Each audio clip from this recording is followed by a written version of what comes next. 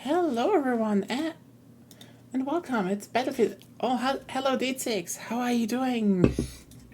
D6 in the chat with the meow. Meow. Anyway, how's everyone doing? It's some Battlefield time and being pissed off at OBS and I guess Windows because holy shit, I'm just so tired. I am just so utterly tired with everything. It's been a week just trying to get this fixed. Hello, Lena. How are you doing? Yeah, we're back in Battlefield. It's Frontlines time. A very popular mode returns.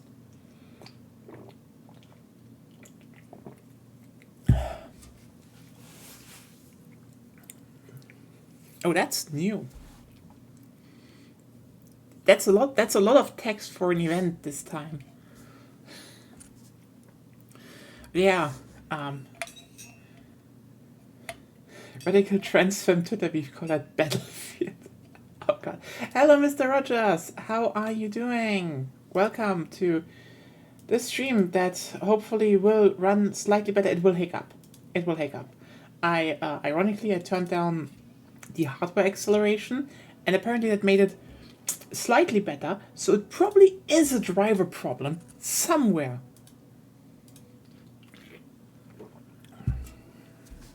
Because the problem exists when my PC goes full power, just less noticeable, and that's not really a fix, I think. And yeah, I think I start to know why shit is broken. Oh, yeah, do we have some new stuff? TCP influence spreads. Oh, I think that's new. Oh, Europe discusses new union. Oh god.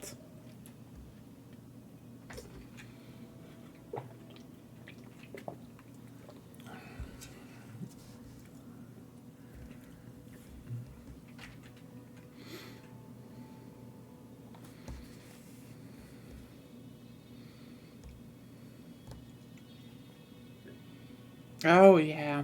So everyone who doesn't know what's going on, just show.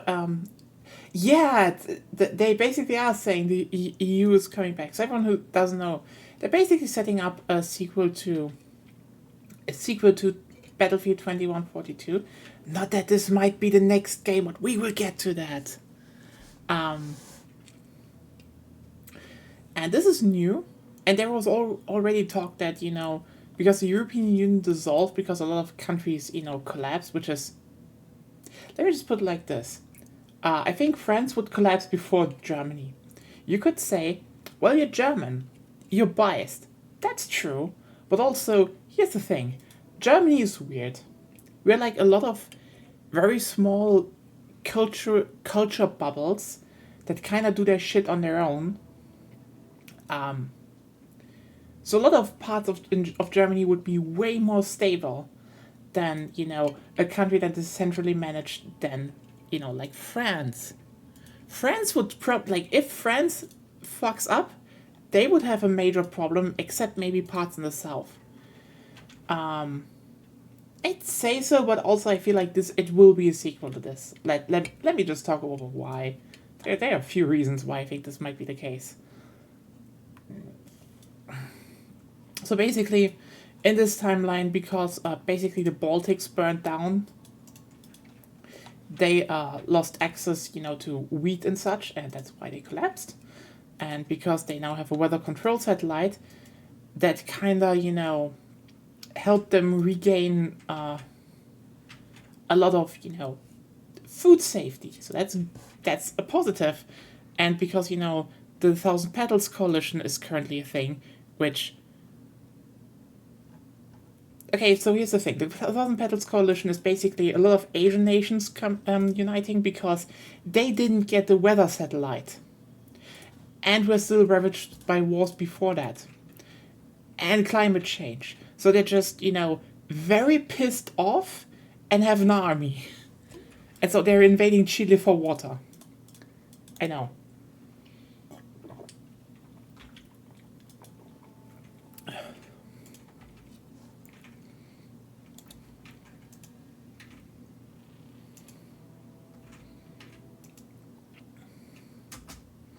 South America, Asia, Middle East, yeah. China, Vietnam, North Korea. China, Vietnam, probably also, I'd also say Philippines and Indonesia, considering Singapore is heavily isolated, that's implied. Also, they would be hit like the most, is what I'm saying. Also, Japan is also in there. Like, the one of the generals of the TPC is Japanese, so the Japanese are in there. Map filling empires are the simplest tool in the world builder's arsenal. You know what? I'm not that mad. I mean, they have to set up the Pan Asian coalition in some way, and like saying, the West has a weather control satellite and didn't give it to Asia, which is going to be hit by climate change the most. That actually might kind of make sense that they're going to be like, oh yeah, fuck this shit. But interesting, yeah, Latin America, not South America. Because South America is definitely, like, very much against that.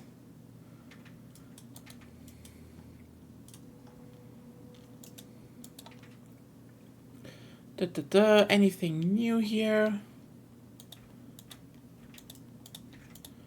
Nope.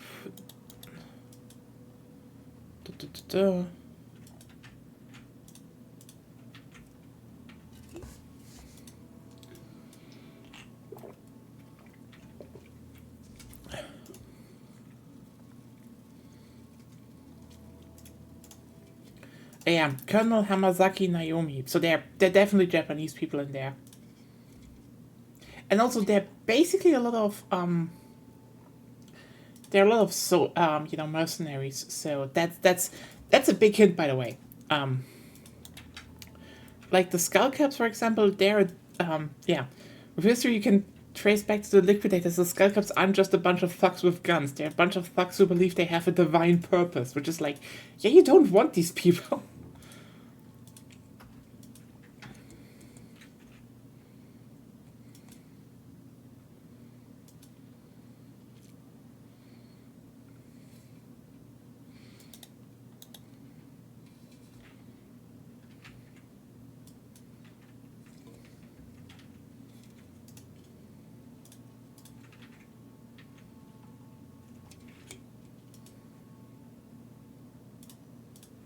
Oh, I didn't read that one.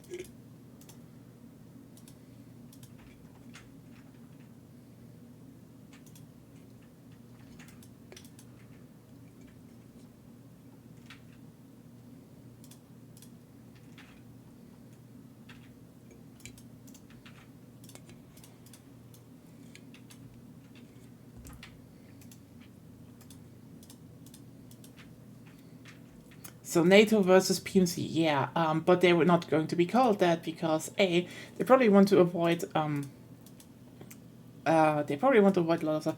So yeah, the Gallia de Pueblo is actually one of the interesting things because apparently I think they also are in a lot of other regions, and yeah, they're basically like to a degree corporate militia, but the moment the Thousand Petal Coalitions invaded, they're like, maybe we should stop that and actually, defend people. And it's like, it's actually kind of interesting to set this up, but yeah.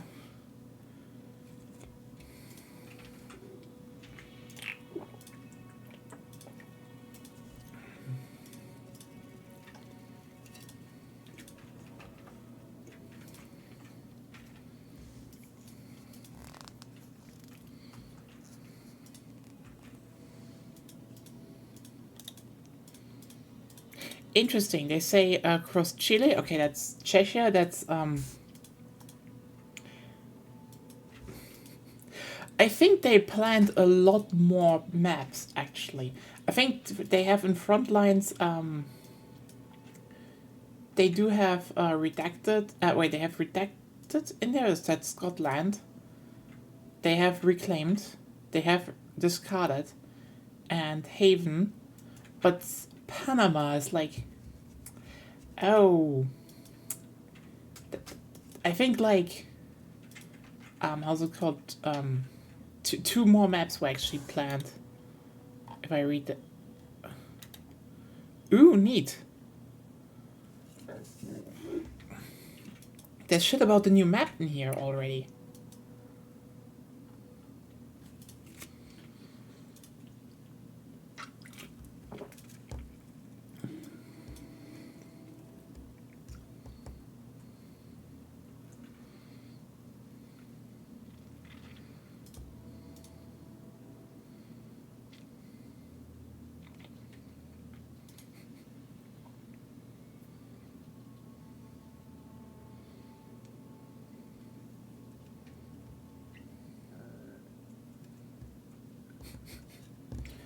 So what you're saying is Panama... Well, no, there is a map in the Panama Canal, but it's, you know, it's not in the, in front lines. So yeah, nothing new here.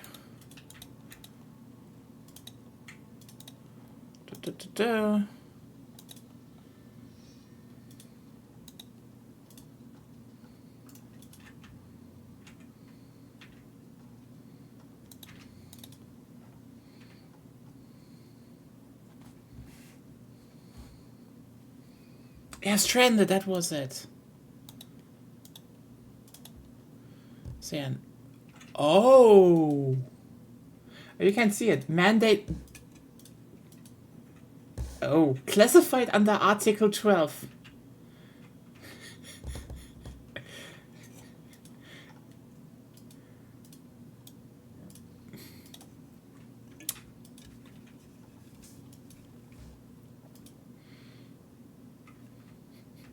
Well, that's not ominous at all, just like a gigantic redacted text about the mandate of nations. But yeah, that's Proto-EU. That's the Proto-EU from 2142. Or as you could call it, the thing that will be NATO in the next title, is what I'm saying.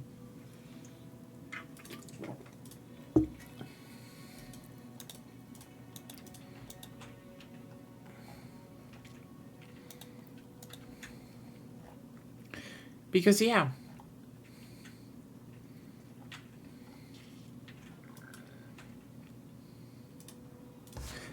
The woman date of nations.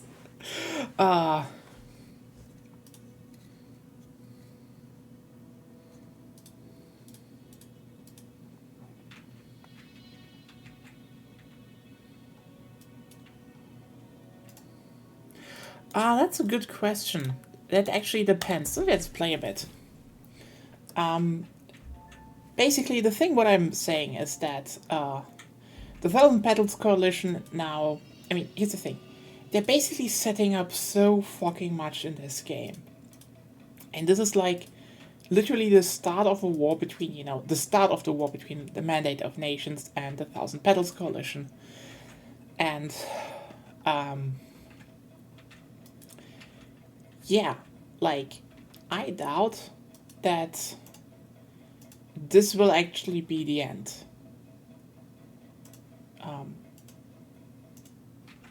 Like, all of this is set up. It's what I'm saying. The next event, Future Strike, literally is like, yeah, they're gonna wrap this up probably. Maybe, you know, maybe they're dropping like one final map. Who the fuck knows?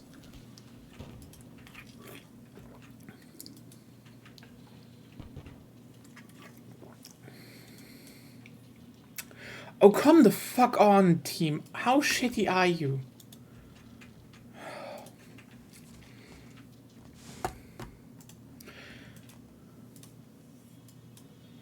Because Peck is dead and the voice actor for Irish is dead. Yeah, I think Irish will probably not be in the next game. The new main character is Falk. Let me tell you that. It's Falk. And at least, I'd say she's... Here's the thing. If it's just going to be one campaign, she's going to be the main character. If they're gonna do, you know, war stories again, which I feel might be the case. Can't deploy, what the fuck? Oh no, is the game bugged? Oh god, the game is bugged. Okay, you know what, let's have to nail it in the coffin. Yeah, it's like, I think it's good to let it die at some point. Like, let me put it like this.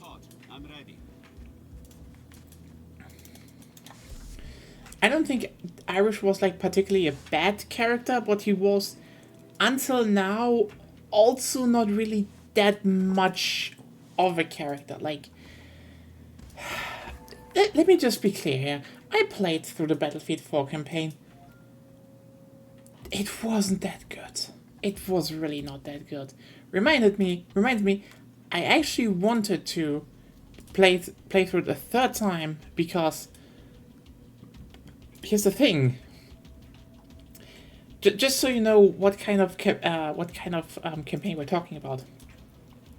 There are 3 different endings at the end, and literally they're just a choice you do at the end. And you get 3 different weapons for that, and I still haven't done one. I just didn't. I never did.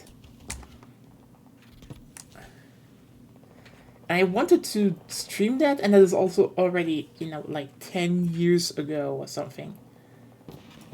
Battlefield 3 is definitely not bad.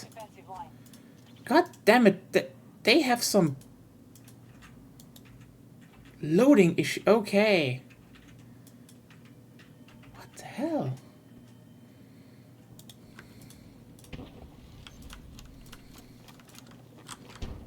Be prepared to combat the reinforcements until the HQ is destroyed.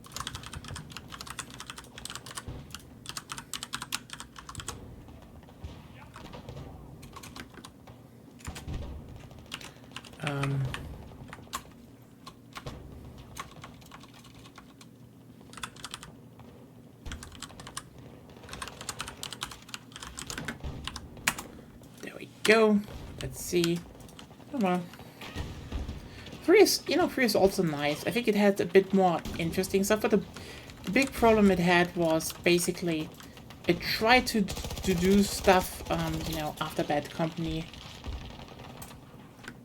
You know, after Bad Company 2 and, well, here's the thing, Bad Company 2 is still the better campaign. Bad Company 1 as well, like, I think it's so funny that, you know, after, you know, Bad Company 1 and 2, a lot of, you know, games shifted more to, they shifted to the, you know, linear campaign approach, to then shift back to the more open level approach in Hardline, which was, you know, where people correctly said, well, this is basically just, you know, how's it called? Far Cry 3 Lite, which it was, but also Bad Company 2 did it a lot better, is what I'm saying, and Bad Company 1 also. It just kind of missed the whole,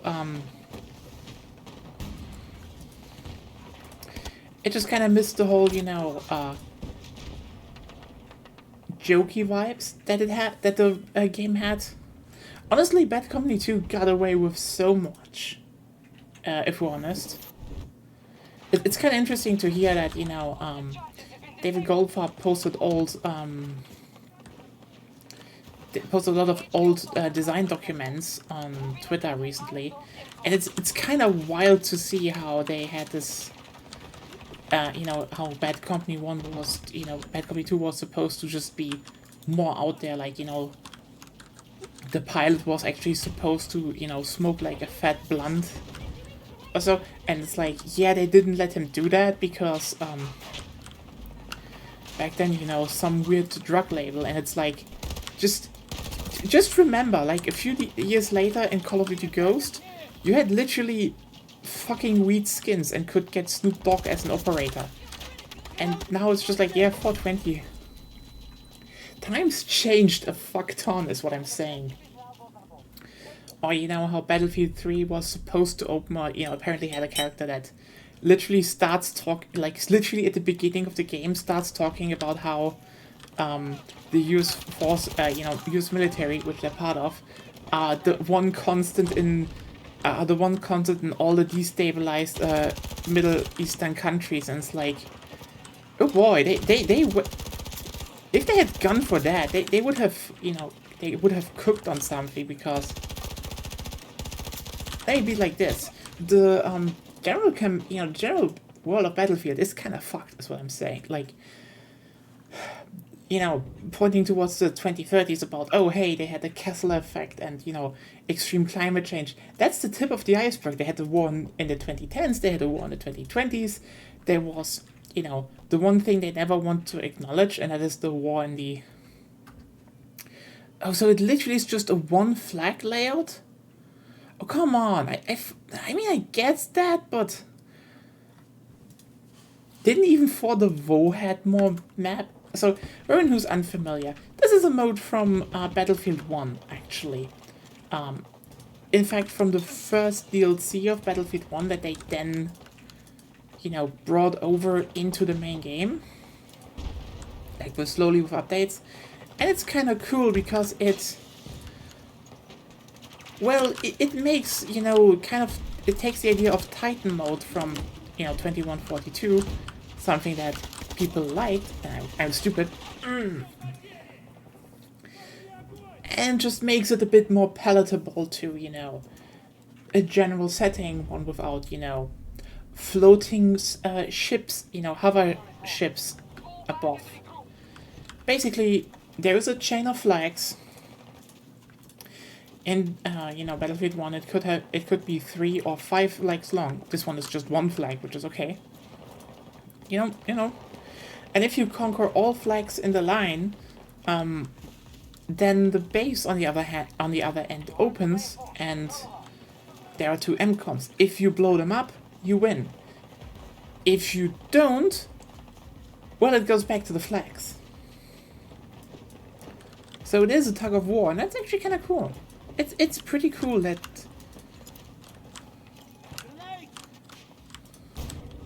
Keep the Americans away from the MCOM. We are sending all available reinforcements.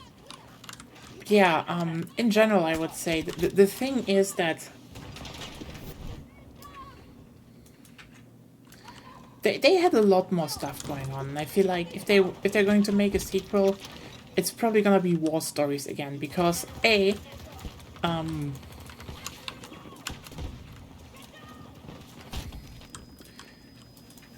war stories concept came actually over really, really well. Because you don't really need to, you know... Like, let me just put it like this. I think most war stories in one, there were good ones and some bad ones. And there were, you know, also a bunch of bad ones and a bunch of good ones in Battlefield 5 overall, I would say. There were more alright ones in 5 than, you know, the good ones, but still. The main upside of war stories, in my opinion, is that you can probably you can make them faster, can playtest them faster, and also you can cover more, and they don't overstay their welcome.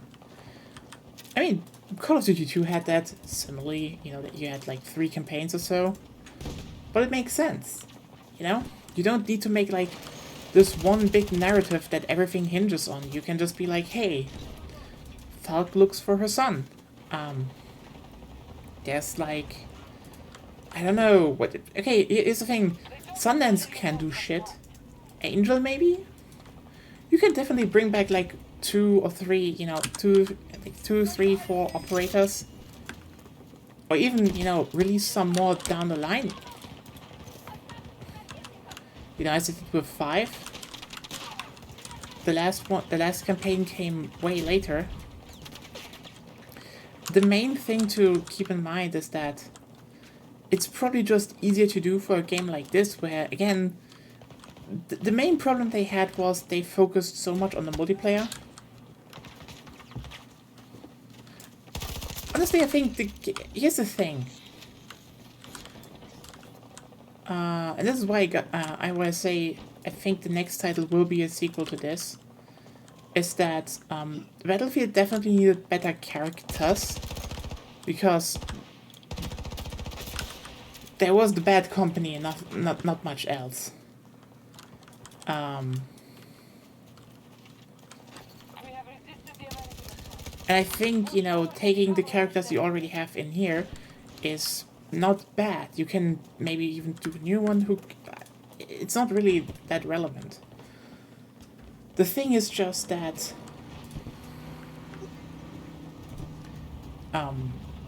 you know, for the single player campaign, that's actually good.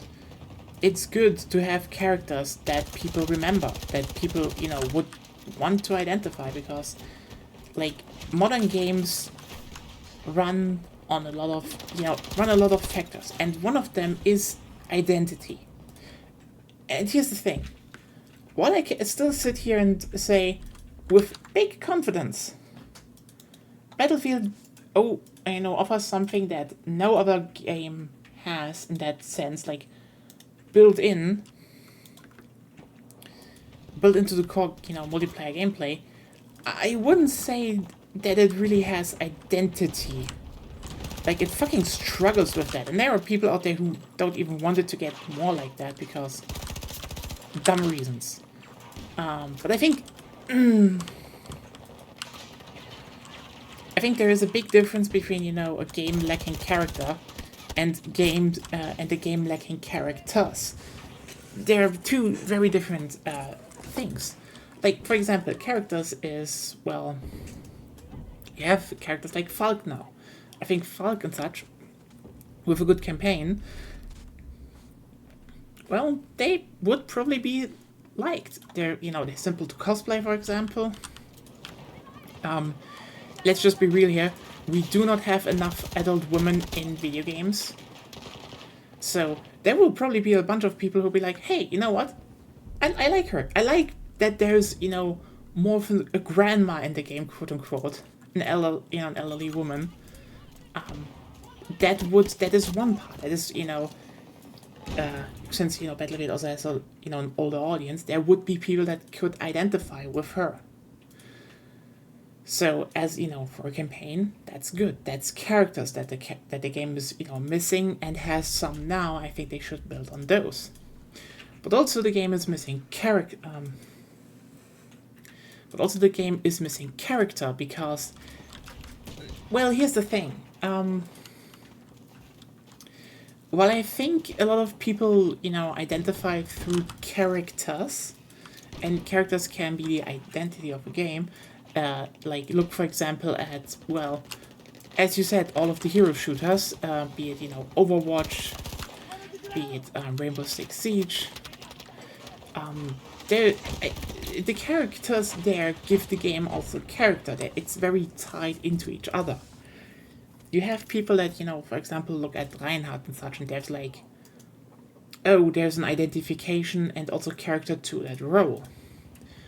But Battlefield really fucking missed every single opportunity there because basically what a lot of games, especially, you know, the modern military games, you know, around the turn of the, you know, around the mid of the last, you know, decade, really fucking overlooked was they were writing a character that was not built inside of the game. Like, for all intents that I say, you know, Modern Warfare 1, the original one, you know, not the reboot, the Modern Warfare 1, also had, like, a good amount of, you know, critique of, you know, the American military in it, and you could even say the whole nuclear scene was very clearly meant to show how, you know, senseless any kind of military might, you know, how, no matter how modern it is simply in the face of the atom bomb, because you will not survive the atom bomb. There is no tactical gear that will shield you from the atom bomb. The atom bomb will take your life. That was good. But also, let's just be real here. Holy shit, was the media landscape back then just America, fuck yeah. Like, yeah, Battlefield 3 and such kinda, you know, were known because, you know, they sailed on the waves of the character, you know, this aesthetic of the US military that was back then so popular. you could critique that in a lot of ways, but let's just be real here. Up until the 2010s, where it started shifting, there was a very big pro-military, pro-US military sentiment after 9/11, and video games profited big time from that. Like, holy shit. The reason why so many video games back then were so generic, it was literally due to the fact that, well, a lot of people just were like really into the US military. And after the US military, the grunt aesthetic became, went down. Well, it still shifted more into, the special operation, personal aesthetic thing. Because people wanted to get out, but, they still liked the military stuff. I really suck at this. Fuck. SOCOM, yeah, the special forces and such. I think the special forces were, one of the last tries. Like, again, the grunt was the main thing in the beginning, and then you had, more special forces and such, which also, came due to, modern warfare and such. It was very much a self-perpetuating cycle in a big degree. But that is over a decade ago, and even then, I argued, there were voices in the 2010s already that were like, hey, maybe all of this isn't that good. And fair enough, a lot of things you probably won't realize anymore. Like, here's the thing. I could probably tell you, if you put like a multiplayer model of, an American soldier from Modern Warfare 2 and 3 side by side, I could probably tell you if I knew they were those. That those were, probably Modern Warfare 2 and 3 based on certain aesthetic choices, like color palette pickings. But if you showed it to someone who didn't play those games and you threw Homefront in, for example, or any other kind of that game, a lot of them would struggle like hell. Because, again, a lot of it was just, it was still very similar.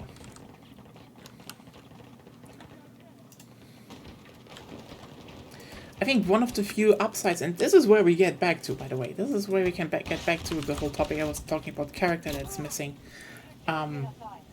is that some games paired, the Russians in a more, like Battlefield 3 paired them up in a more,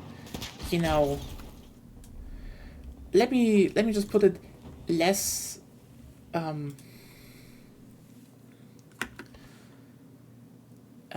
less advanced way, let's put it like this. Like, and this was also funny, because here's the thing.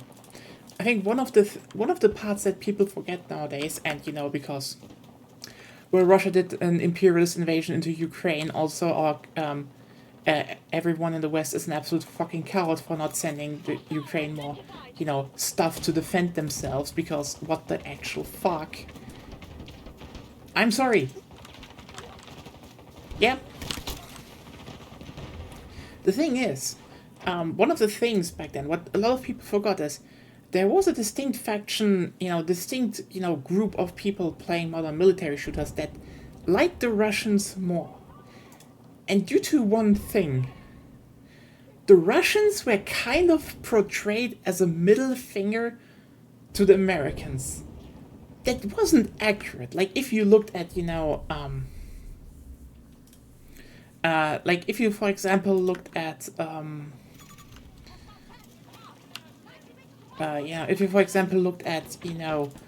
Russian military back in 2012, they were still, okay, in the end, we can say none of them were prepared for any war. Like, can you imagine the Russians waging a war, like, 2 wars, like a Battlefield 3 and 4, after they just didn't make any progress in Ukraine, and Ukraine just stopped them with sheer willpower? Yeah. The thing is that, the thing is, one of the main things is that, and this is why I'd say, I would say if DICE, you know, continues this, makes a sequel to this, they should make a third faction, and I will explain why. The thing is, the Russians were kind of the, you know, shit works. Comrade, shit works. You don't need to change things, people. Like, here's the thing. The Americans, you have M16A3s, you know, have the highest tactical gear, and the Russians are like, ballistic helm is just metal shield with a, with something to look through in it. That works. Modern gun, I have AK-47. Old rifle still works. Bliat. You need to shoot, use Mosin. Mosin reliable. Sorry. Basically, those were the Russians in those games. And honestly, you can see why a bunch of people back then were like, you know what, I kind of like them more, because if you have this, if you have this, basically modern military tech wank that the US was, it is kind of refreshing to just have a counterpoint in the sense that they're just like, well, but not that they want to.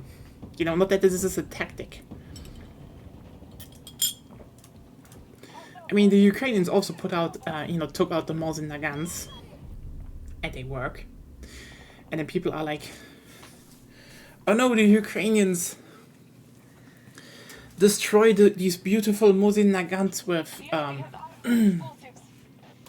by putting scopes and lasers on them. And I like, what the fuck are you talking about? Destroying. Gun purists are weird when they talk about war. It's like, you need equipment. Does the gun work? Yes. Can you slap a better scope on it? Yes? Good. Then you will do that.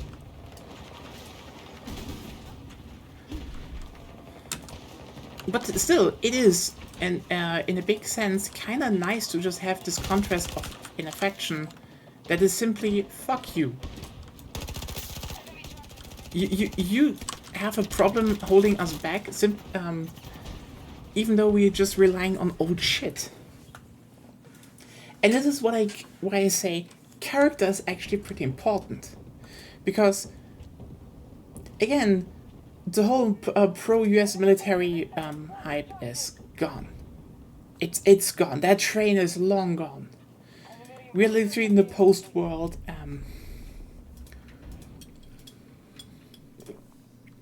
We have some special forces stuff, etc. But you won't get back to that era. It's gone. You cannot ride that train anymore. Literally, when this game was announced, the major thing I thought was, people exclaimed about was not actually the specialist. It was the fact that it was US against Russia today, again. And so a lot of people just were tired, and for good reason. Why again? And this is why I think, DICE knows that. DICE knows that people are kind of, tired of US versus Russia. They are tired of a lot of shit. What do I need to do, actually? Oh, revive people. Oh. Oh, wow. Wait, then let me just jump out of here. Shusikovsky, I don't need to. There you go. And yeah, it is where we come to the whole character point, because basically Battlefield never really had factions you could, identify with, aside from, well, 2142. God damn it, why is Firefox lagging now also?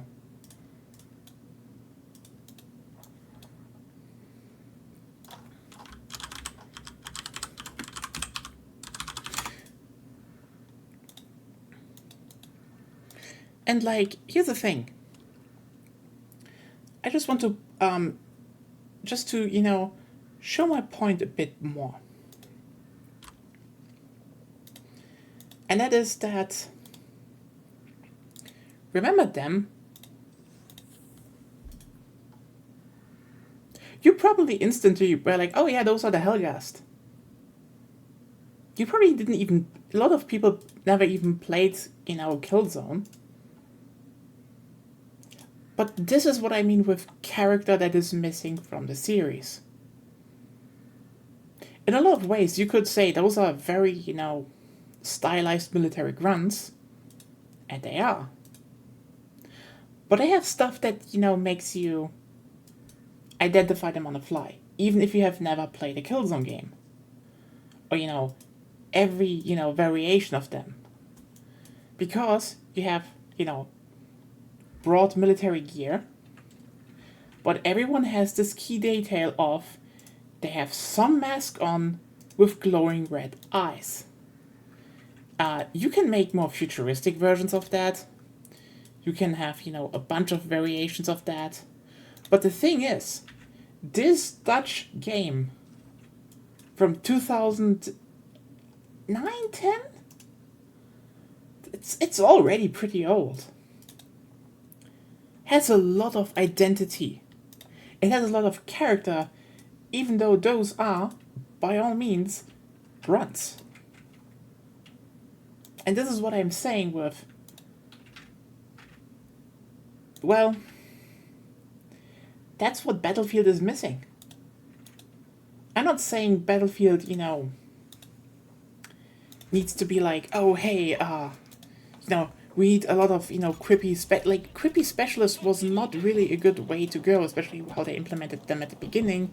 I'd say if they implemented them with a class system to begin with, they probably would have gone over better. But the thing is that this is a game about, a game series fundamentally about the clash of armies. You kinda need to characterize your army, no matter what the gameplay says. Like, here's the thing. I still think they should keep, a 3-slot system so you have more, you can better slot utility stuff onto, because a lot of those gadgets, stuff like flamethrowers, etc., those gadgets people want in a game. But it's better to have like a third gadget slot, so you have, one for, stuff like the defib that's always on supports, for example, or, the repair tool is always on engineers.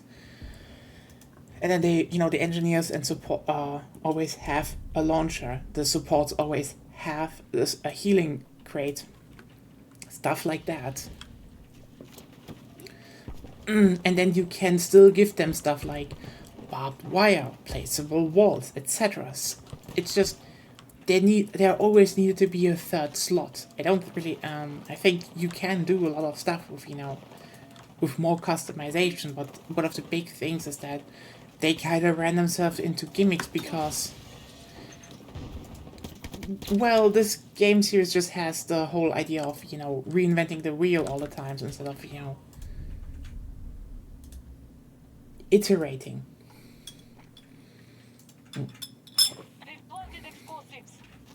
But yeah, the main thing they need is yeah, and this is why I think why they will keep using this setting, because as you will probably see after this round, it's probably over soon. I suck.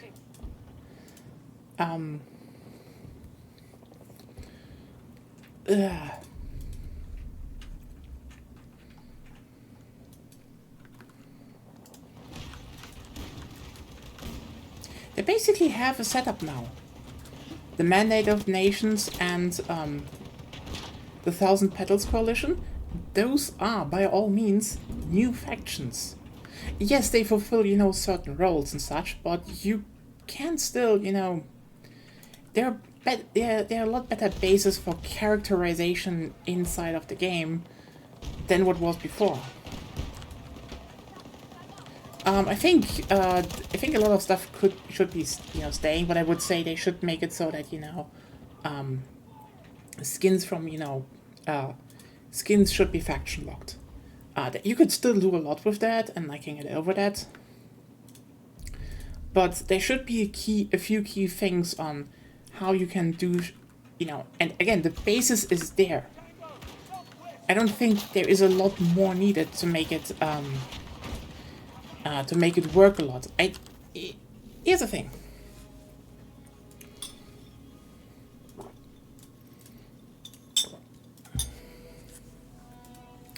I do say they should keep, a more uniform color coding inside of a faction.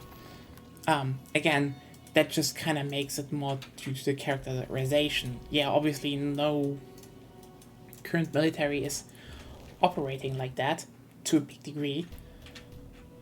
But that's not the point. This is to a degree, still a game, and you should definitely make it so that people, understand why they should, invest into, certain factions or have appeal in certain factions.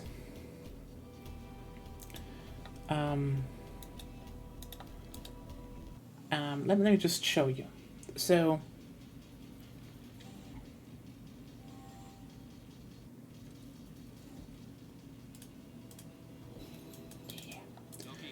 So, for example, here, the standard 1000 Battle Coalitions setup is actually pretty good. It's still, relatively realistic. It has a distinct color scheme of, black with the white logos. It basically only needs one, sharp contrast, so it's not as generic. What I would suggest, mostly, is that since this is the precursor to the Pan-Asian Coalition, add some sharp green. Like, I mean, you know what? We can talk about that for a sec. But here's the thing. Maybe make the HUD sharp green. Like, literally, if you make it so in-game that every faction has their own HUD color, because, the HUD is actually projected into the helmet, that's one thing you can do. But yeah, make like one shoulder pad, neon green. Make it an identifier for that faction. There should be a base color, like the Helgen have also a dark muted color palette, and one striking contrast color. That's what makes them, identifiable. Something like that. Painting on the shoulder is actually on the shoulder pad is like one of the easiest and oldest things to do. And I think one of the main things they can do with that is if they keep this overall color palette,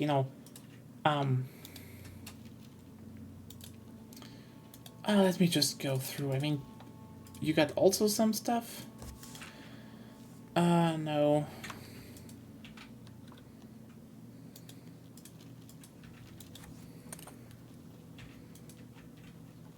If they have that, that's, they keep a general color palette, a base color palette with one stark contrast color, a lot of people would be like, oh, that's the 1000 Battles Coalition. And bam, you have one thing. Second, and this is also kind of a big thing that I hinted at. Let me just look at McKay then. Don't have it yet, I think. Yeah, it doesn't seem to.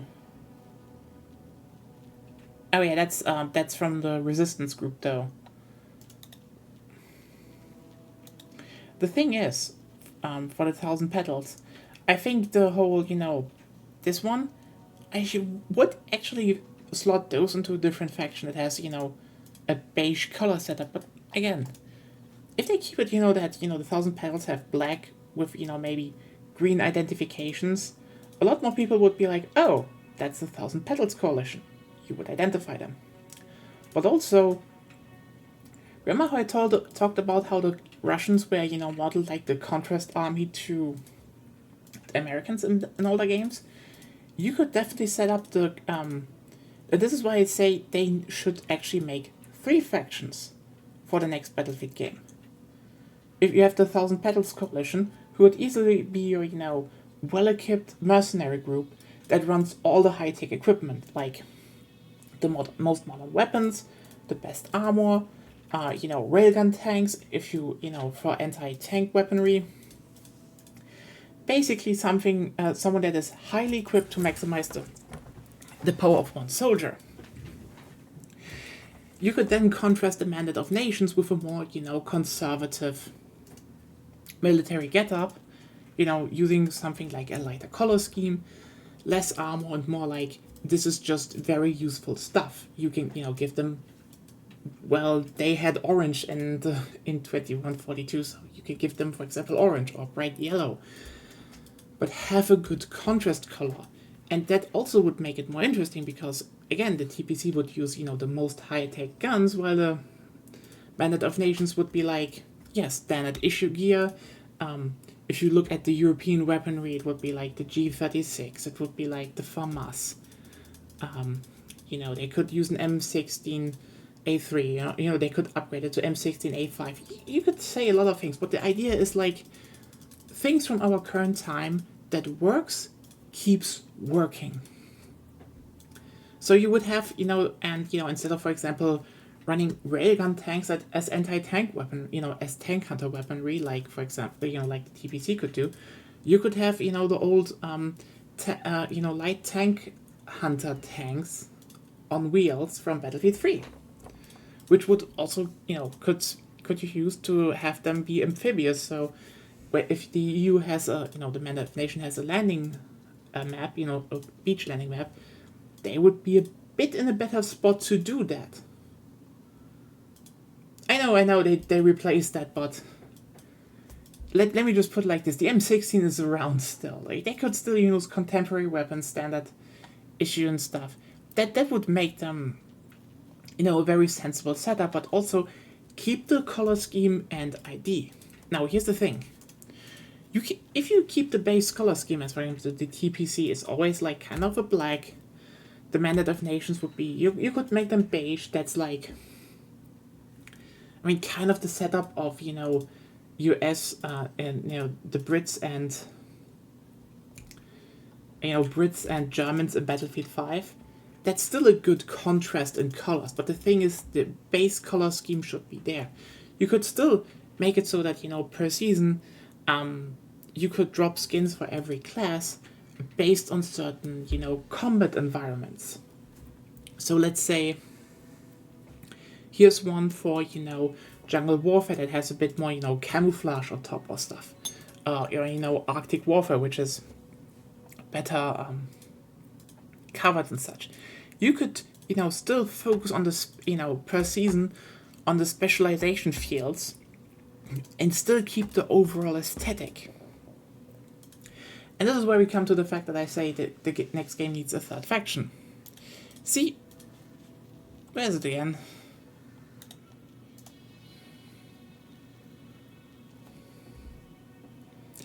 I fucking like the idea of a South American faction.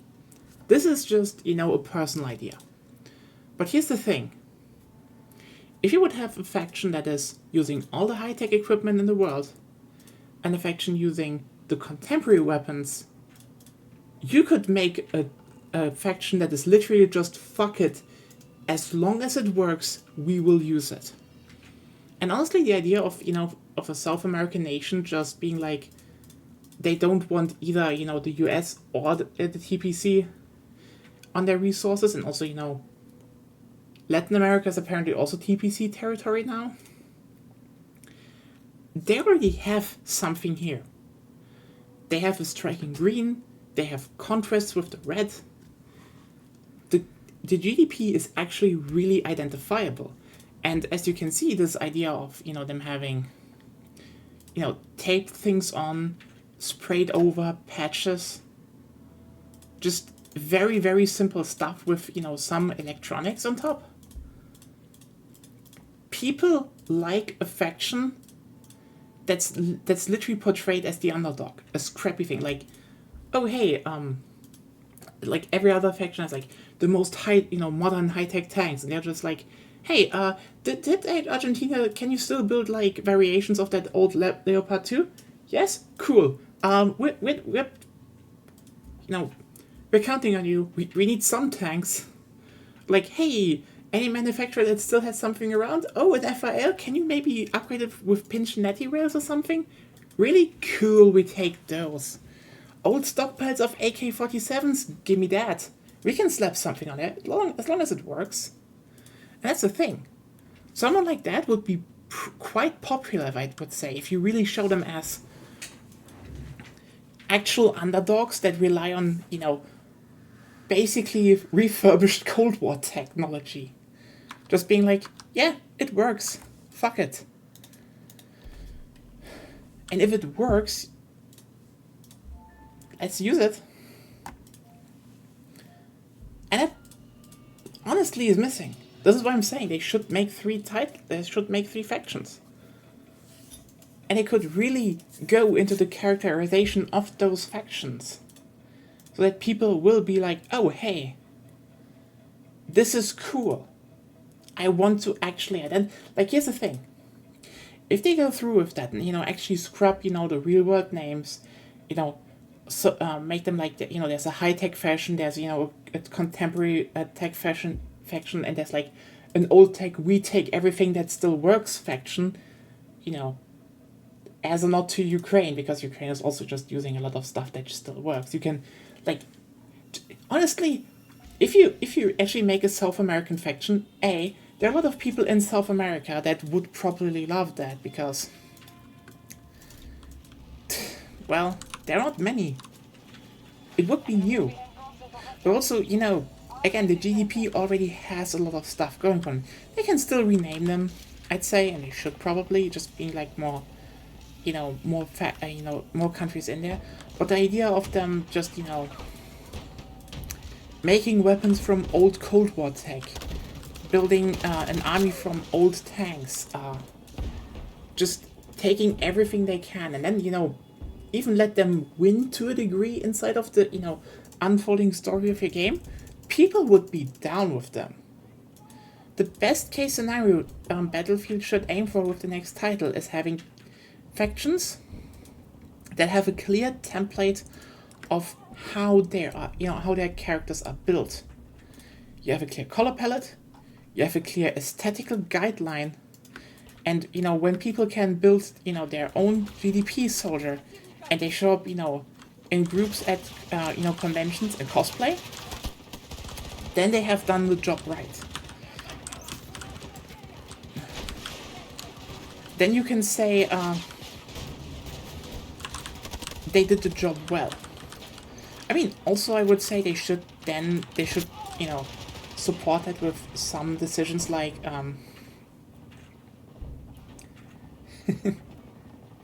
actually, you know what, for that it's also kind of perfect. If you have stuff like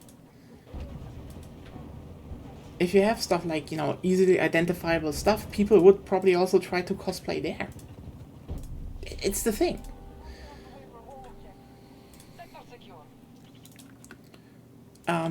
It's just that you need to make clear decisions on how a faction runs. Again, what I said with the technology level, there's also a certain amount of doctrine going into that is getting conveyed with that. So if you're like, again, if you have the TPC, they would definitely be more in line with, we need to strengthen the the viability of every member.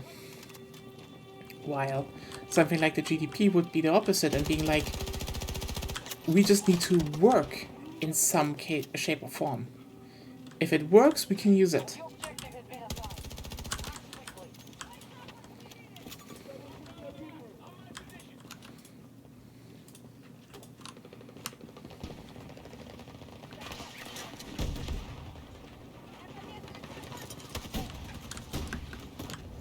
I mean, yeah, they should also do it so that if you start playing, each faction has a starting weapon.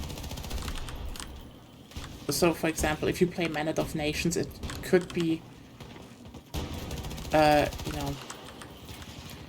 something like, again, like the G36 you just started for the FAMAS that you only have to unlock later for other factions. I don't know what the TPC would be. You could definitely make like the new Japanese assault rifle. It's just assault rifle section. And then you can say, yeah, that the the GDP would just be like, I guess we're using, freshly built, but, just slightly upgraded FALs. They work. Who the fuck cares? Yeah, that's true. And,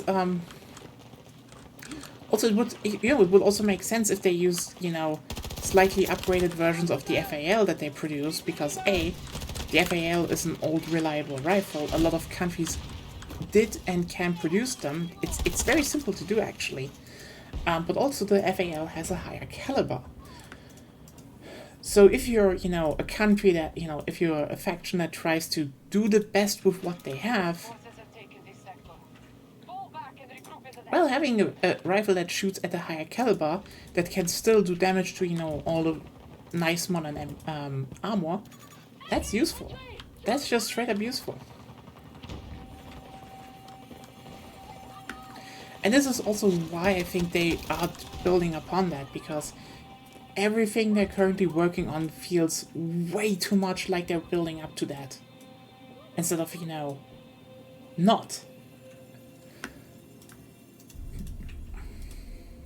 And then you have the whole league with, with Henderson, who said the next title is NATO versus some PMC. Next objective is marked on your radar. Again, he probably just had like a general gist that he got and not the, full stuff, which is usual, He apparently doesn't have that many, connections there anymore, and I don't know, I can't. I know a lot of people won't just, sell people out. They'll just be like, yeah, I heard stuff, like, David Goldfight. But, when someone says it's that, and we're currently having, a setup for a world. One faction is basically a gigantic PMC, or, has a lot of mercenary groups on it, the TPC, and the other one is basically NATO, the Mandate of Nations, which, looks like that. Well, you can have NATO versus the PMC, just with different names, is what I'm saying. Yeah, there's a thing, there's always a grain of salt. It's just, here's the thing, if you look at it, in the fact that, if you look at it from the fact that this kind of alliance, just people will be like, oh, but it's not the same names. It's never the same names in planning. Obviously not. It does align to a big degree.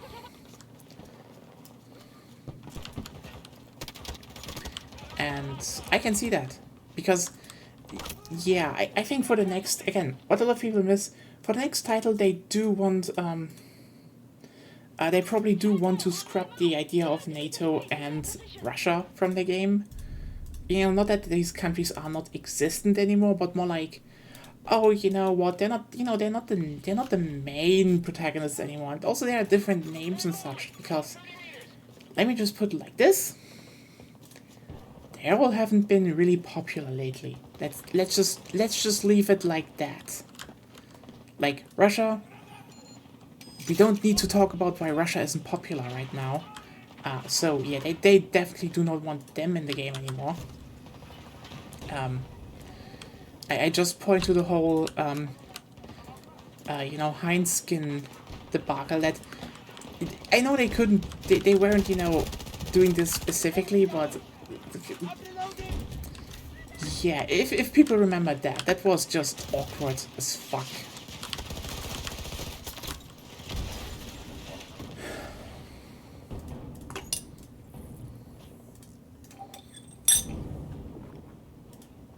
Yeah.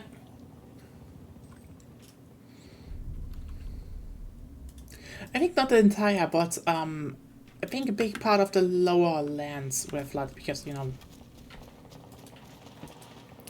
I think London was flooded in certain river areas, but not the entire country. There was just a lot of problems there.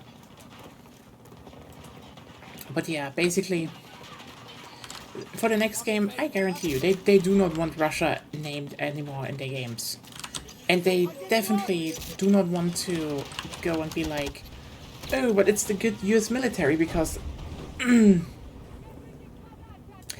I'm just gonna make a statement here, and that's like, I'd say most game devs nowadays are more left-leaning, and let me just say it like that. They probably also are not, very gung-ho on the pro-US military stance anymore. Again, that train is long gone. And they probably do want to ditch that as well when while they can.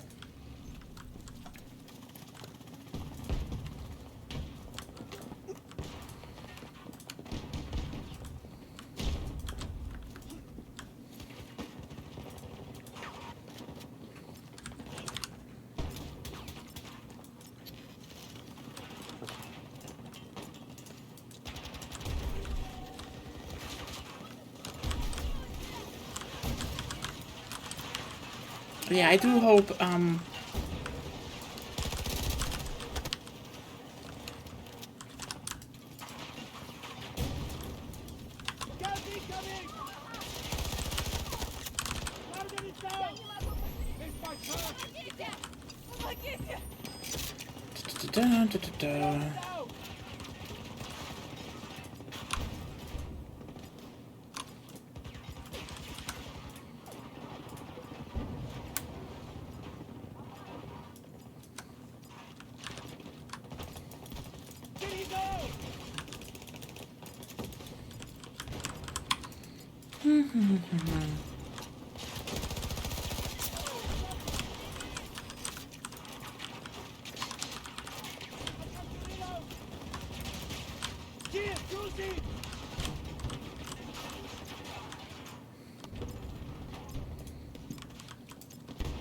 sitting on my points.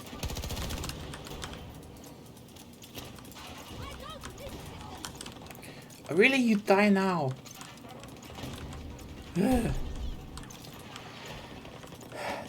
That's the worst people. Those are the worst people. Like, oh look, I can revive you. I'm already here. They're like, no. What do you mean, no? Why do you quit now? I'm right next to you. Wait, no. You know what? You know who's worse? You know who's worse? Those people that you ping, you're going to revive them, and then they just exit. As if they're like, oh, someone wants to revive me. No. I'm not gonna do this now. We're probably gonna call the new... it probably is gonna stay Mandate of Nations for a while, because this is also why I say they should make, a third faction, because... Let me put it like this. A South American faction, if anything, the one retcon they will probably do for 2142 is the idea that Russia is not at the helm of the Pan-Asian coalition. In fact, them being, aligned with the Thousand Petals, as they, and here's the thing, this is what I said should be a retcon they should do, and now they, as you can read, they have this one codex entry up, where they're like, oh hey, why are they aligned with Russia, and the head's plan on infiltrating and actually taking Russia's power away, and it's like, yeah, call it again. This is the one thing they will change. Russia will lose power in the petals, in the coalition, because simply, I mean, makes sense, right? They will. This is my bet. They will lose the war against the Mandate of Nations / NATO. They will be weakened and think like, oh hey, we can, push in the in Arabia and such, in the Middle East, and that's not gonna happen because, as we know from 2142, the EU holds the Middle East. So Russia, by extension, and the TPC will fucking lose against them.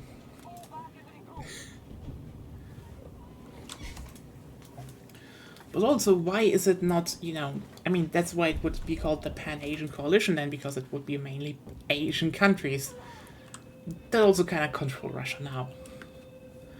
And the European Union, well, the thing is, how do you come on something called the Mandate of Nations, where definitely, America is involved to the European Union again? Well, here's the thing. There are going to be 6 superpowers at the in 2142. We know Africa is relatively new. A new objective has been assigned. Act quickly. So that one happened recently. That we know of. The African Union happened relatively recently, and they have a bunch of stuff in North Africa and such. Now, and also incorporate with the EU, but that's a different thing. We know there is someone in North America, but that also, conveys that, well, North America isn't really as, they stopped being that big of a superpower at some point. So who was that? Yeah, you can say it's the TPC, but like, here's the thing. What if it was really a South American faction that pushed through Mexico into the United States and was like, hey, you fuckers stay out of our territory? Because, let me be clear here. Even if in lore the US supported the GDP at the beginning, a South American faction, the moment they realize they won and they have, certain amount of power now, they have a big bone to pick with the USA for a lot of centuries of bullshit. And they would probably take that option if they can. Is what I'm saying. Objectives are under our control. Sector secure.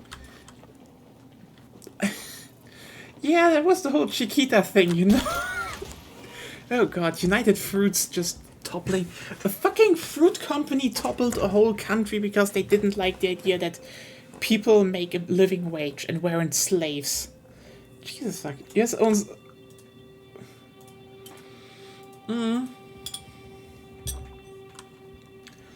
And this is why I'm saying a third faction would be interesting, because A, the GDP would be the perfect faction to actually push into US territory. You could have, a few California and Texas maps. Hell, maybe let them fight a bit in the Caribbean and land in Florida. They don't even need to go far. It's just, cripple the US economy, deal a blow, and make them sign deals. You would have, easily a new superpower, and also USA would probably be so weak that the EU would be like, listen, we are so strong now, we don't need you anymore that much. They would probably still be, in a coalition, because, they still made the Scar Beaufort together. But, I'm just saying, the USA would probably also need to get a devastating blow. I don't know if they would get up to New York City, but, like, Miami would already be, like, one hell of a cool place. And it would be a lot more sensible to do for a South American faction if they gained some naval capabilities. If they, if they made a diversion landing while they pushed through Mexico. Is what I'm saying. You have a lot of options there.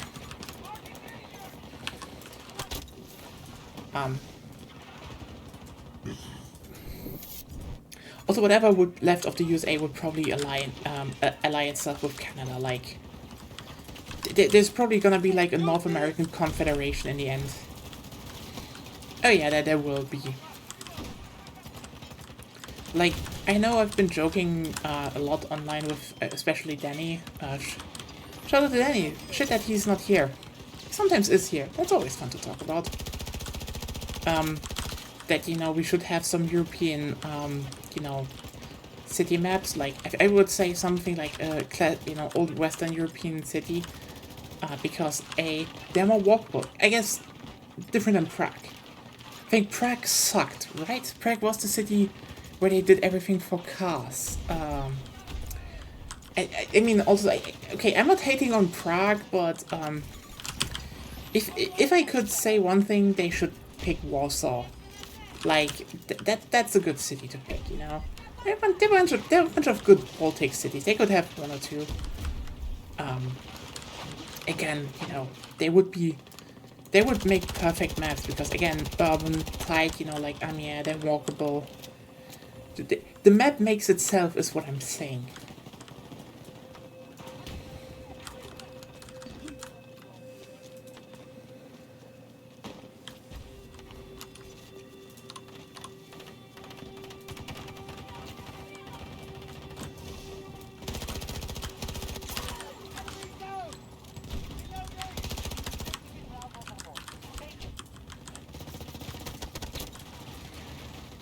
Da, da, da, da, da, da, da, da.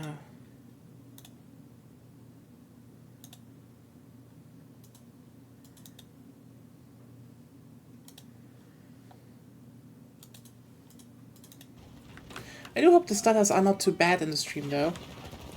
Ironically, I turned off hardware acceleration and they seem to get better. A bit better, but nah. Not that much better.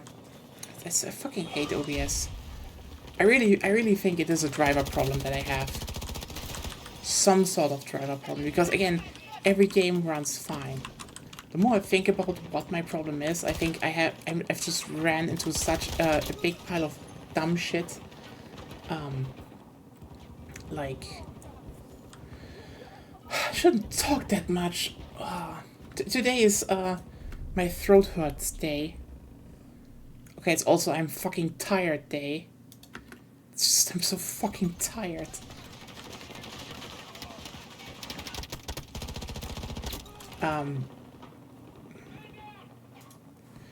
Driver reinstall o'clock. Hey Claire. Yeah, I'd say welcome to the chat. Welcome to. Yeah, I think that would be the case. But like Rogers, I think the main thing to take away from 2042, like, okay, here's a hot take. Battlefield 1 wasn't also that good at launch. I mean, here's the thing. People will be like, but 1 was better. 1 was better.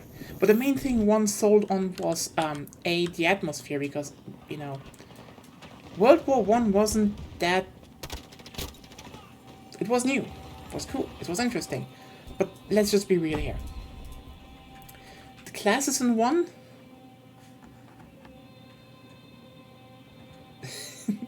Oh, BF4 is my own kind of thing, you know. Let me tell you. 10 years ago, I bought a new PC for the first time in a longer time to specifically play Battlefield 4 on PC. I was a fucking server admin for a Rush server. Battlefield 4 at launch is a fucking shit show and it wasn't good. Like, sorry, I was on the fucking community test environment. I helped make that thing good. I made gigantic posts about how to make certain improvements to, the community map project. It was bad. They then brought out Battlefield 5 in the middle.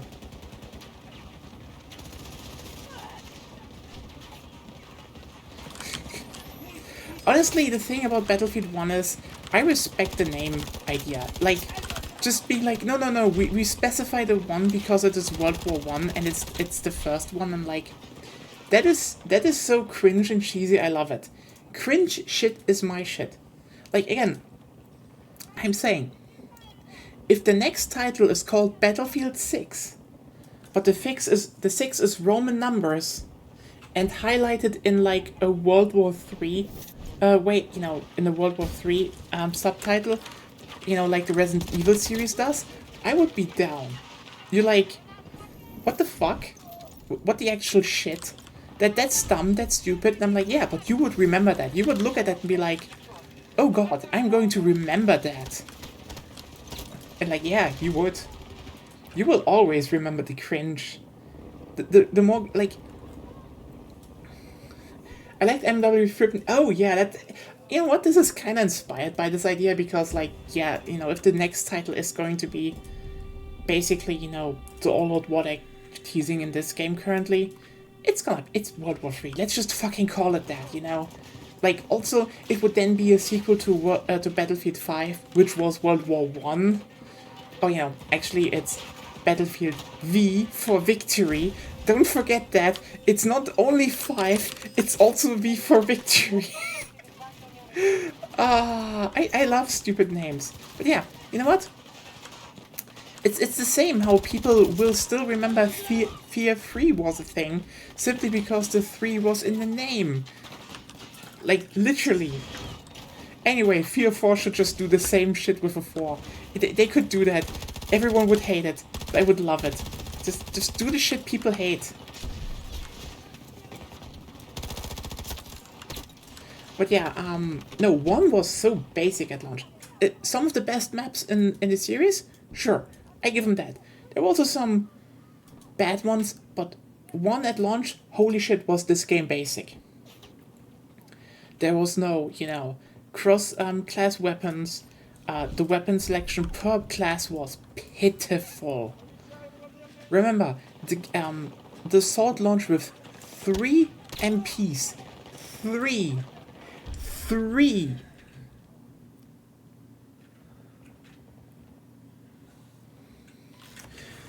Basic is calling it nice. Hey Torbis, how are you doing? I didn't run into you today. You know what? They could also name it The Battlefield and just be really cringe, but also like The Battlefield. As long as it is a cringe, as long as the name has some cringe in it, I'm down. And people like, don't have cringe. People remember cringe. They remember Battlefield 1 because it was kinda cringe. You know, the name. But yeah, Battlefield 1 at launch was just very basic. Like, again, maps good, sure, but like, yeah, to a degree this was, part of the setting, and like the cube tank is funny, but, oh hey Torbis, might I ask you, do you know why OBS doesn't want to fucking render properly? Because I have a problem and it's just stuttering all the time and I fucking hate everything. Because turns out this was also when my PC ran at full blast, but I think my problem is actually not my CPU is trash. I think my mainboard has a problem. In the sense that the regulator for the voltage is a bit fucked, so they always go more than more than the CPU can actually handle. Because the moment I'm like, hey, don't do that, everything runs fine, like without problems. The only problem is OBS. It just stutters now, and I hate it. No, it's literally just. I mean, even without stuff in the background, it just does that. But yeah. Yeah, Battlefield 1 at launch, like, sorry, barely any weapons, and, like, I don't count variants. Like, here's the thing. They could have had an attachment system for Battlefield 1. Because, let's just be real here. Most variants in Battlefield 1 were either like, oh, you have a scope, or some other shit. Like, they could be like, hey, here's some stuff that people did to their gun, like one thing. That is true. The only problem I had was that my CPU was too weak. So LMAO, I was only able to play Rush. And then that also got more hard to do. So, yeah, yeah. I don't know what was going on there. And that's why I actually upgraded to Ryzen. And this was the PC I kept upgrading to, this one. Oh, what are your ones? I mean, my ones, I think I actually quoted your tweet and said that they should get, better CPU stuff in, because I think the graphics level they have now is actually fine. They should not try to, chase some stupid graphical enhancement. They should focus on giving the game and factions more character. And, some characters in the, single-player campaign, but, giving it more character, unique factions, like, the do with the TPC now and the GDP. Again, you missed me making my point for a South American faction. This is, I'd say that. They should make a South American faction.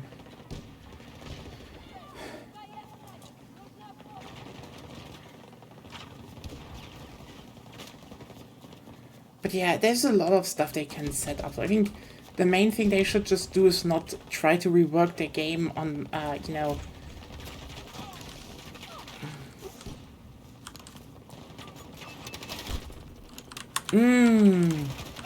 You know what? I can see that.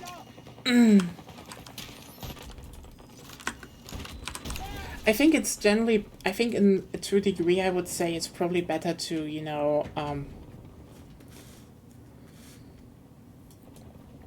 you know, keep the thing they already set up now, because I think, again, they're onto something here with the factions.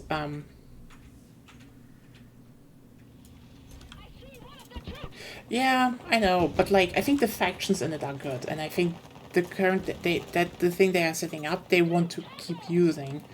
But in general, I would say they need more, you know, they need more of their own identity.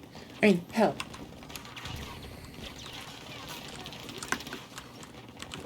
Honestly, as long as they're, you know, again, unique factions, it's probably better. But also, like... Oh, fuck, I didn't see that. But hey, I'm probably the only person that keeps saying...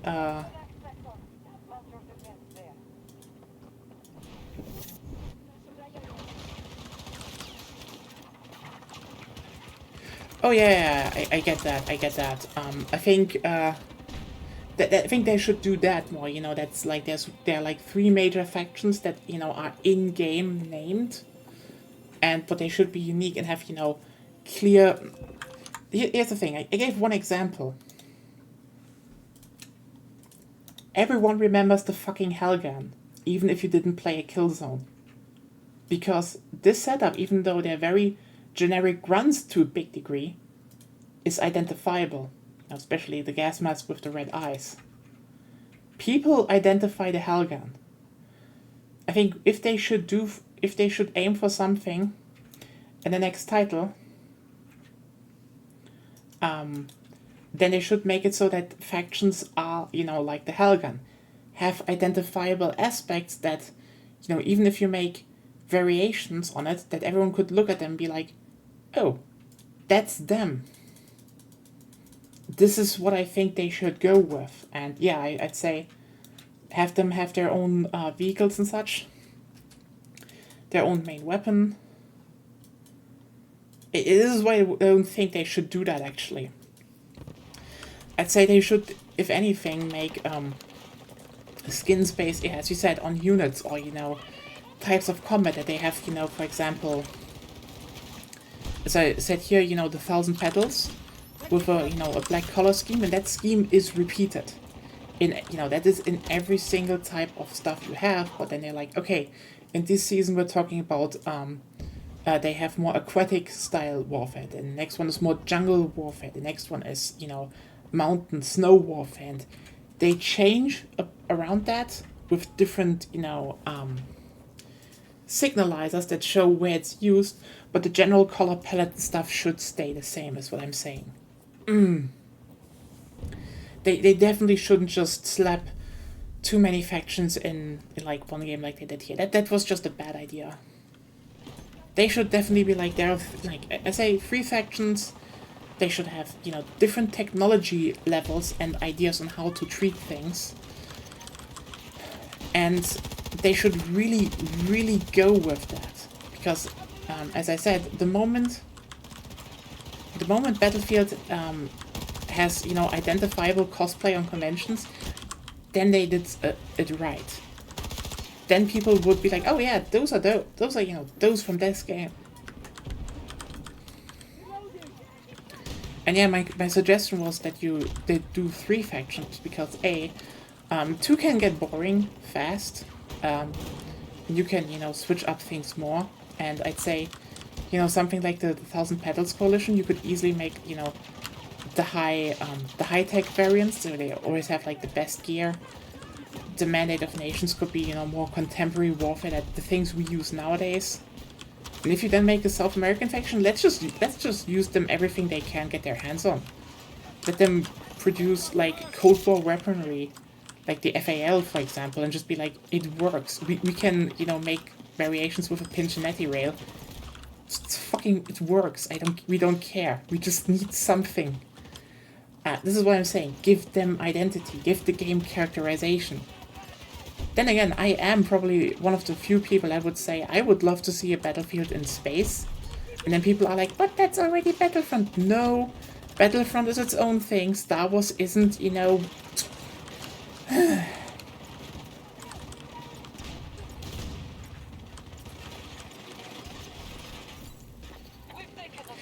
Yeah, I mean, I think they should have some differences because that actually makes it a bit more interesting, but it would probably still be hard to balance. But I think that's more like, you know, that comes with that field. I think if you have different vehicles for factions, like, you know, for example, I think that's actually a good example, as in 5, the Brits and Germans had, you know, similar tanks on both sides, while the Americans just had the Sherman. But the Sherman you could actually, you know, modify in a lot of different ways. That was actually kind of interesting. It was definitely a balancing nightmare. And that's the thing where I'm like, I kind of want to see that. Simply due to the point that, holy shit, people would definitely dig that, even though they would probably not think about it. It's one of those things where, you know, you don't think about it, but it's there.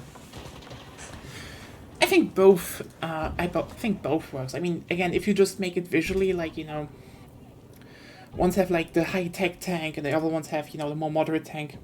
And the other ones are like, you know, it's a variant of the Leopard 2, but it fucking works. And they are, you know, basically the same under the hood. Yeah, definitely.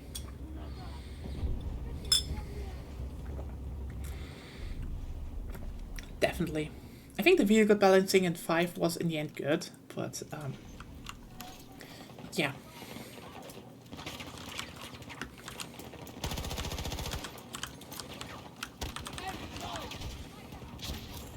Ooh, nice! Didn't do a grenade kill in a long time, actually. Holy shit.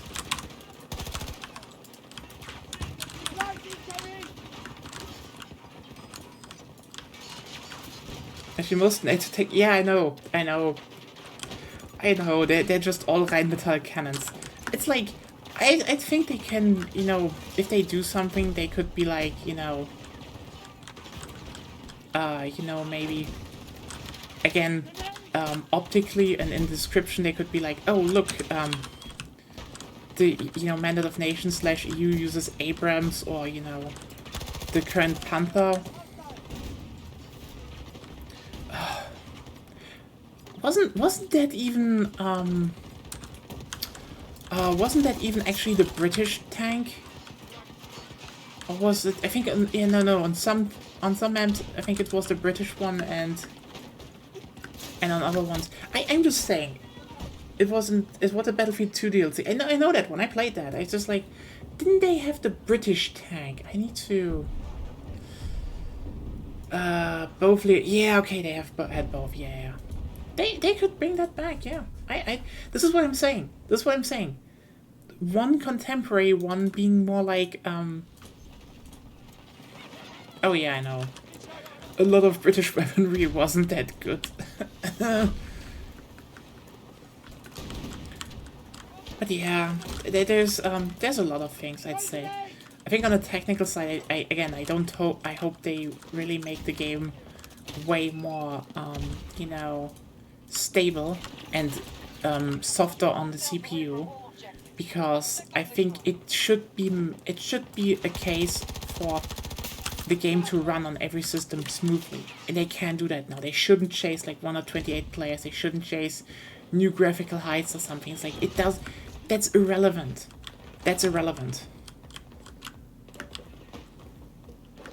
People would buy these games for a bunch of reasons, and one of them is gameplay.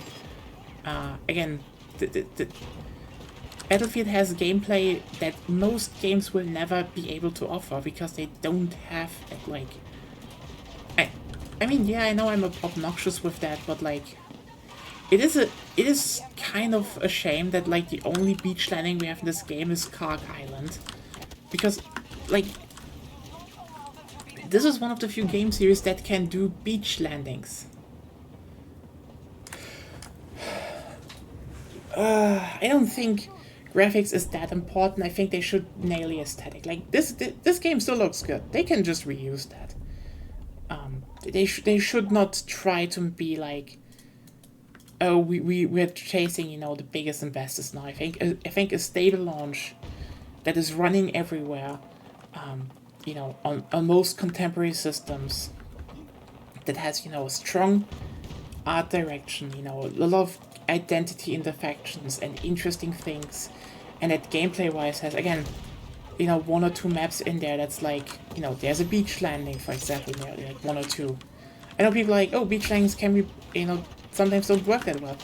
I know, but the thing is, if you, you know, make more variety in the gameplay, in the maps, and, you know, play to the strengths, then it works the best, because, like,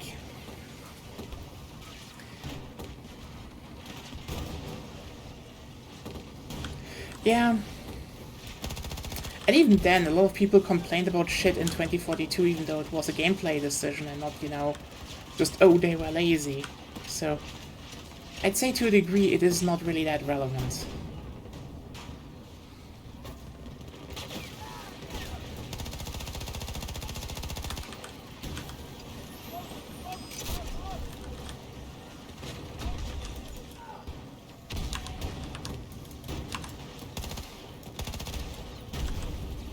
There we go.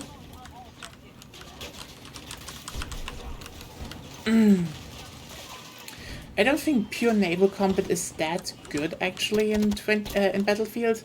It's not that it can't work, but it's like, I think the big upside of the series is the, you know, combined arms and how you can actually transform that. And I think if you want to make a map list for, you know, a new title, I would say you should have like 2 urban maps at launch, like 2, you know, intermediate ones, like 2 big ones, that's like 6 maps.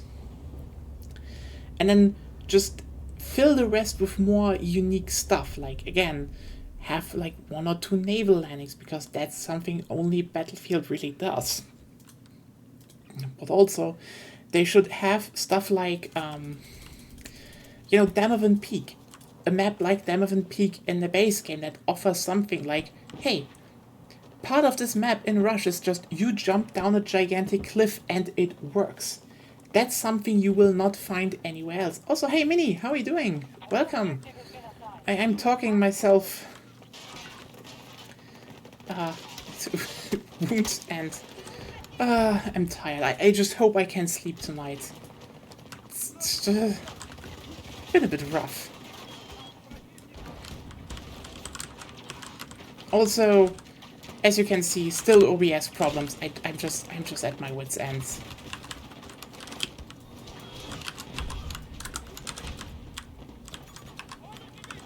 Well, so far it's fun. You know, Frontlines is still a good game mode from Battlefield 1, and it works here. I just feel like from the description they had of the event, they had probably 2 more maps planned, like Stranded and how was it called again? It was South America and somewhere else. It was Panama and somewhere else. So, like, I think they actually had 2 more maps planned, but that probably didn't work out. But, oh well. It's still fun. You know, if you don't know how it works, basically, as you can see, there's a linear sector map, and every sector has one flag that is always, you know, one flag is active, and you need to capture it, then you move towards the enemy base. And if you reach the enemy base, you have to blow 2 things up, and, you know, M comes up, and then you won. If not, you get pushed back. Oh. It's fun. It's a really nice tug-of-war thing. But yeah, things lag because OBS is weird. Ooh.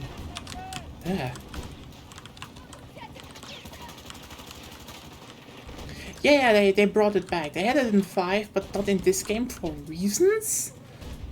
I guess they brought it back for like the final event, Or events, who knows?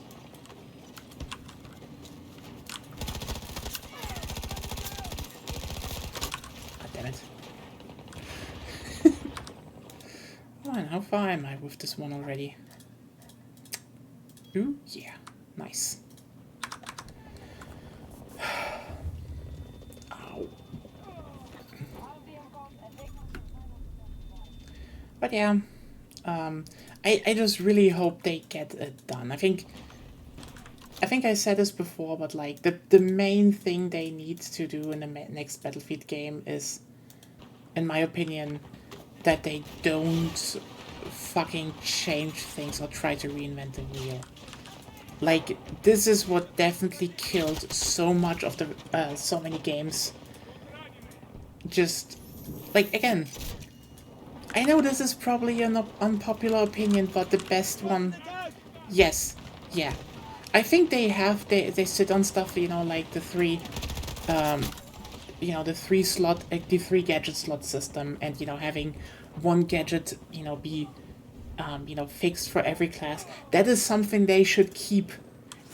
I'm actually so, I'm like, why they had this, like, they have the baseline of that in 5, and it was really good. They should keep that.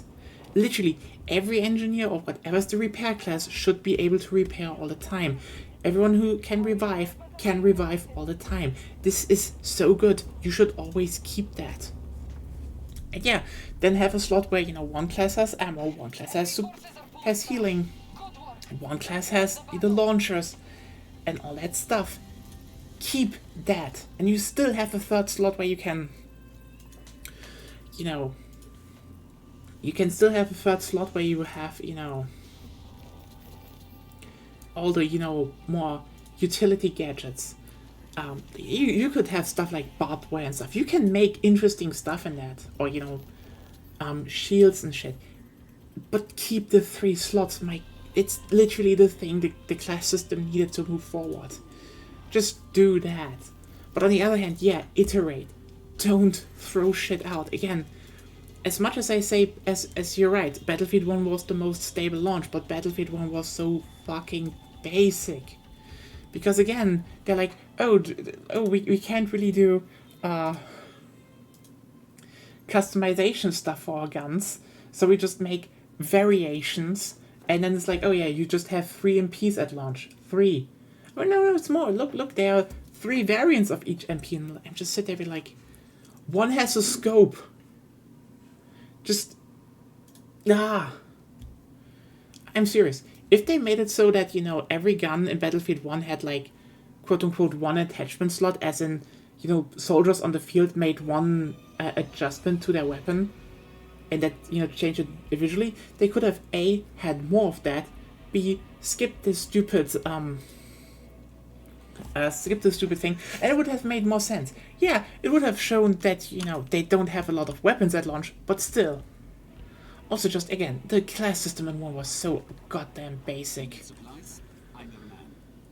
I don't really think that's a good idea, because I think, you know, placing down the wall like Irish does in this game is probably better.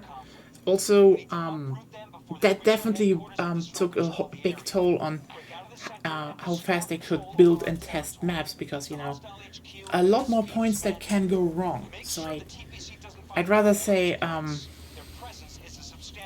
aside from maybe a few small things, like maybe repairing bridges and such, it was kind of a cool system, and I definitely liked it, but I think the main focus they should have is, you know, making smaller maps, you know, 64 players, more focused ones, and those they can actually finish, so, you know, they have more maps on hand than, well, what happened this time.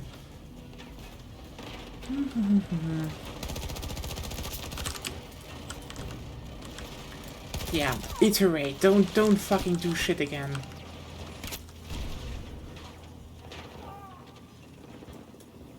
That could be an idea.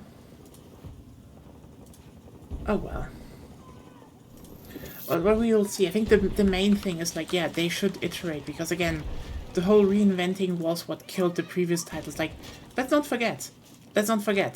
Battlefield 2042 basically fell on its nose because they were like, oh hey, we're making like a battle royale stuff, and then late in the game dev cycle they were like, oh actually no, we shouldn't do that. We should make something else. And it's like, oh cool, so you literally just threw out before the deadline.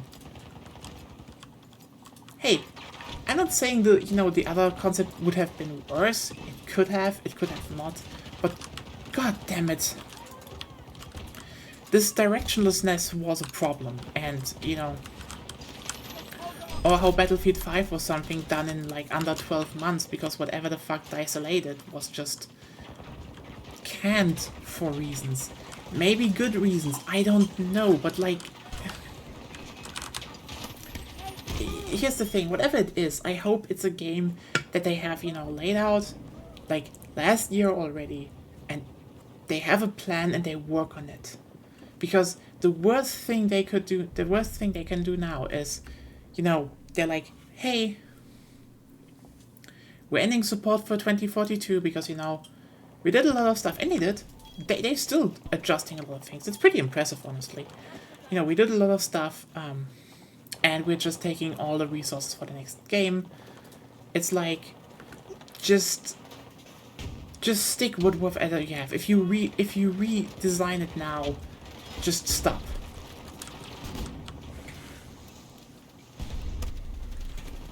Yeah, that's the thing, That's the thing.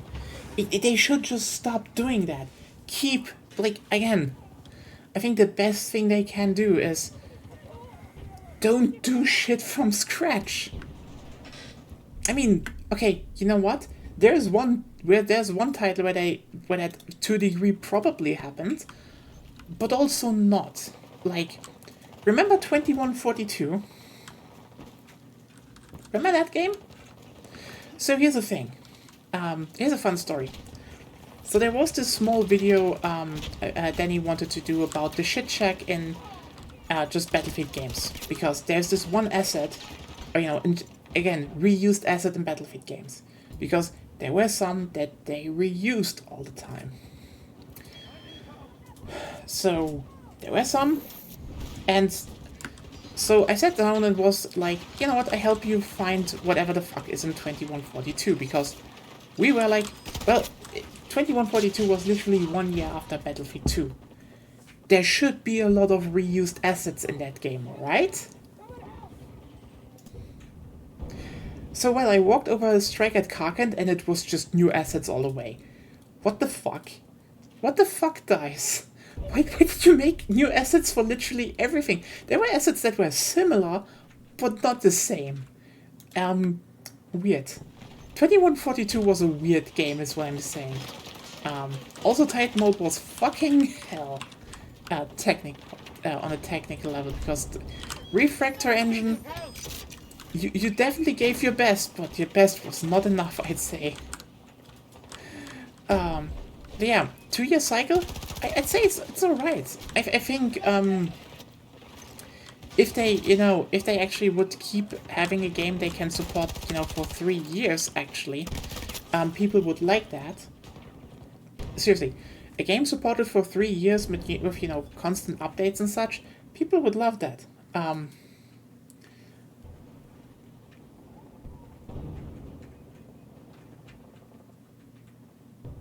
What, really? Didn't look like that, actually. Damn. They did a fucking good job, honestly. Because, yeah, we were looking for assets that were just, one... The only Refractor Battlefield with good hit rate was Vietnam. That's true, and no one can play Vietnam anymore. I think Vietnam is just scrapped from the surface of the earth, which is just wild.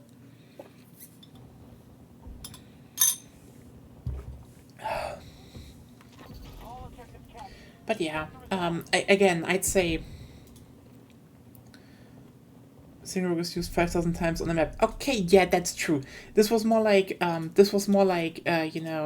we were looking for buildings and such, and they definitely had new building. Oh well, you know what? Probably well-adjusted buildings. They should, that's something they should probably try to get back, because if they can do that, well, I I'm not even against reusing. I'm actually very down for that. The thing is just yeah, the big thing this series just needs is simply fuck. Too much shit is simply oh, enemy spotted. Ooh. Ooh, that will be a lot of time played this week. Simply one of the things is that they, as you said, Torvis, they should not restart game development from scratch or anything. Like, keep using what you have. Iterate on what you think. Like, we can talk so long about where we want the game to go. Like, again, I'm an old person to a degree now. I mean, okay, I'm getting 30 this year. I'm not that old yet, but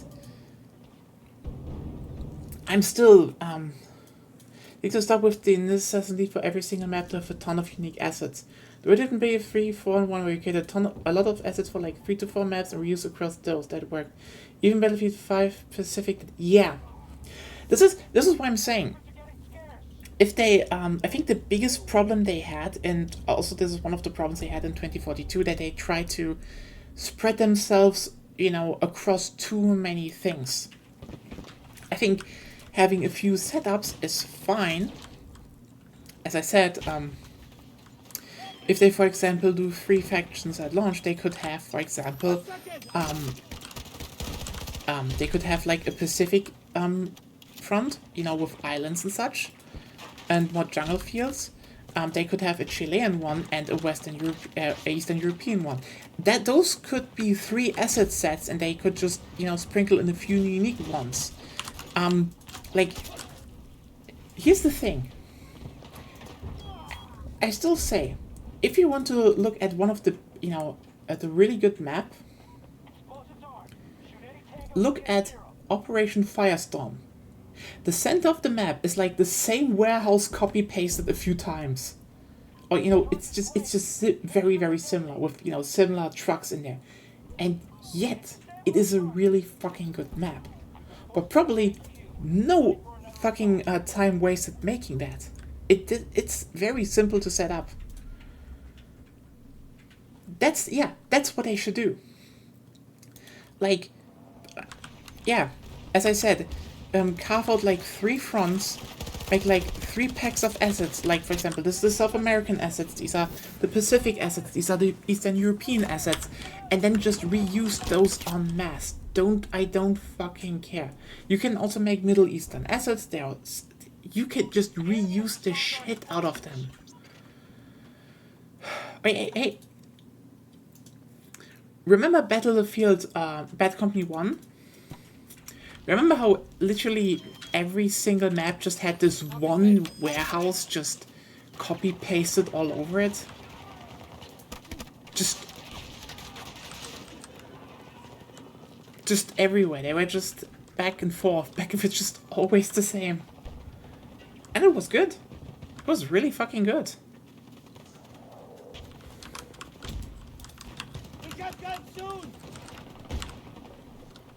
But yeah, reusing assets, just like, yeah. They should, like, focus on, like, a few fronts they want to have. Focus on making a big pack of assets for that. And then keep reusing that. I mean, honestly, I'm surprised they didn't do more, you know, Chile maps actually earlier. They already had Valparaiso and, you know, Strike at Arica Harbor. Haven is such a logical step from that, because it just doesn't take that much resources. Oh well. But yeah, reuse the shit out of things. They should do that. No, like, I think we can make a list. No reinvention of things. No, you know, not reinventing the wheel.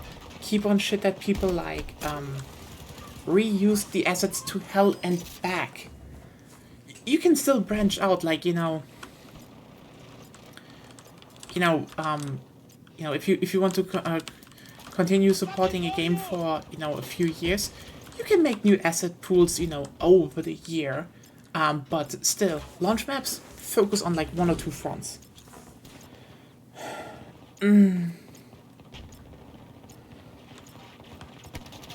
Oh yeah, I mean, unique maps is fine, but I think even in launch maps they should just not shy away from reusing stuff like Battlefield 3 also. They reused so much.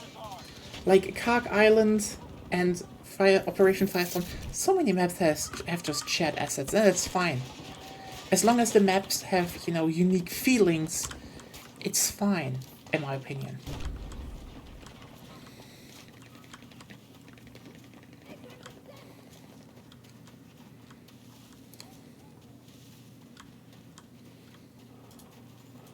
Yeah. I think they definitely should be like, here's, as I said, like, make assets for like, Middle East,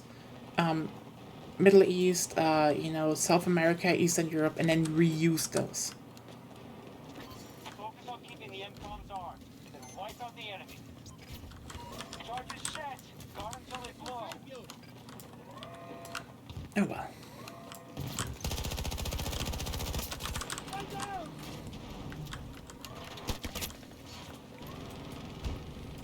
But yeah, don't reinvent, don't do that.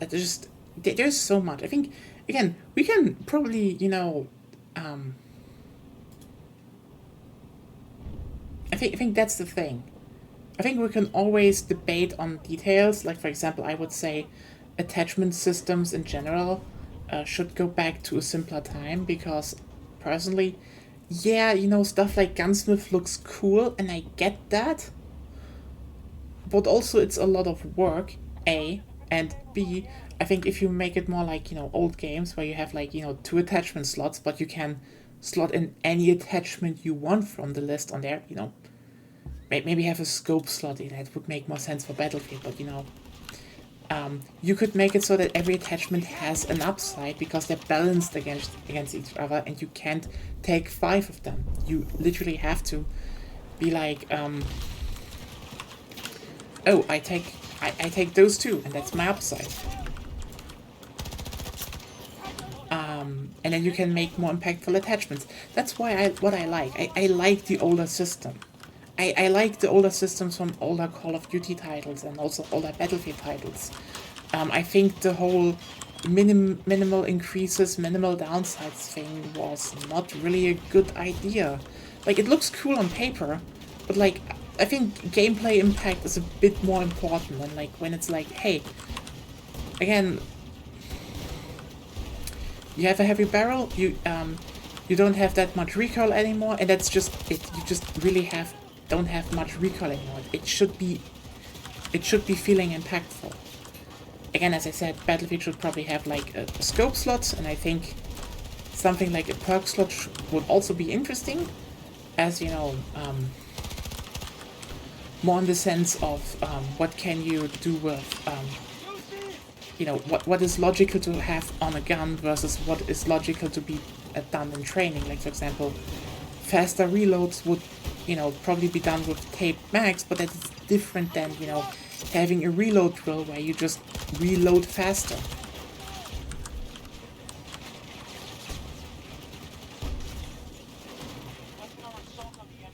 I don't know. I would say you're right that I'm probably very much in the minority there because, again, I'm very much in the minority here, being like, oh hey, I kind of want to see that in the game.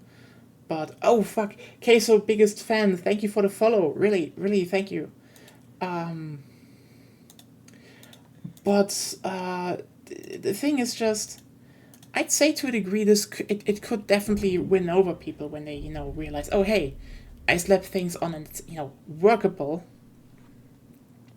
I think that is the thing that when attachments have more impact, they would feel more different, and you can still have and I think they should have attachments that change the gun majorly.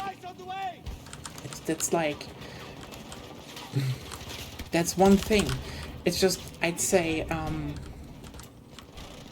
I do like that the yeah, that I totally agree with that. The whole side grade thing, oh no. this is what I want to avoid with that, actually. That is like, yeah, you just have 2 slots. You have to think, what do you want? How much do you want to actually, you know, change up your system? I think they could, you know, do some interesting things with that. Like, for example, you know, every class has, for example, could have, for example, has different, you know, would have access to different attachments, for example. Yeah, it could be a bit wild, but like, you know, it would make sense that, for example, assaults would have, in my opinion, would have, for example, you know, access to slapping, you know, bayonets on every one of their available guns. That would kind of make sense, in my opinion. Or you could do goofy shit like, you know, supports being like, you know, weird gunsmiths. You know, they could, you know, belt feed any gun they have. You'd probably be like, that's cursed a bit. I'm like, yeah, but who cares? It would be funny if someone can just do shit like that. But then you would still, you know, give up on other things that would maybe make a gun better, because, you know, then you can also make guns more distinct again, because then it's like, how do you compensate for high recoil? How do you compensate for that? And it's like, I don't think there is really a perfect thing. Again, Torbis, Rogers, I think we can probably agree on the fact that we can all debate on the details on what would, you know, be our perfect thing. Again, I look at old Call of Duty titles, I look at Black Ops 2, I look at, you know, games like that, and I like the simplicity and impact you have in that games. But I think we can all agree that attachments shouldn't be side grades anymore. That is not good. And I think as long as that happens in a certain way, that they're not side grades, that's a good thing. And I think this is probably the core of the debate that we have here. That sounds interesting, honestly. If you have like concepts, I could look over that if you want. It's just again, what I say is my preference, but I think we can definitely agree on certain things. Again, not reinventing the wheel, have a good spread of maps, have a few unique maps in there, you know, with unique gameplay that only this game has. Wow, dedication. You know, reusing assets, all of that stuff. I think this is actually, we can definitely agree on the broad strokes. Like, hey, in the end, I don't really care if the game is set in South America, Africa, or the Middle East, as long as, again, they have consistent maps and they reuse assets and don't overwork themselves.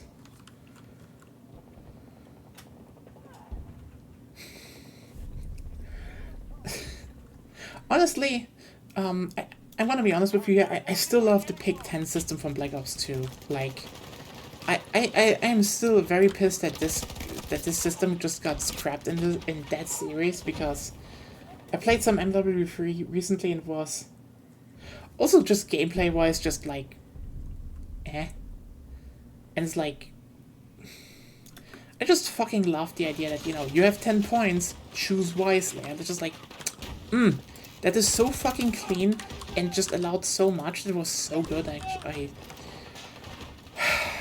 Why the fuck is Activision still just selling their old Call of Duty titles for way too much money on Steam? It's just such a fucking scam. I hate it. Like, I'm sorry. Here's the thing. I would pay 15, 20 bucks for a complete edition of Black Ops 2. Not more. That's it. In 2024, that's it. Just fucking hell. You really think on sale 50 bucks for a game? Are you stupid? You get Battlefield 1, you know, complete games, like, for 5 bucks. I'd love remastered Black Ops 2. I'd be completely down for that. But still, like, it's just so stupid. And again, there are some Call of Duty titles I would love to play and, you know, also stream. But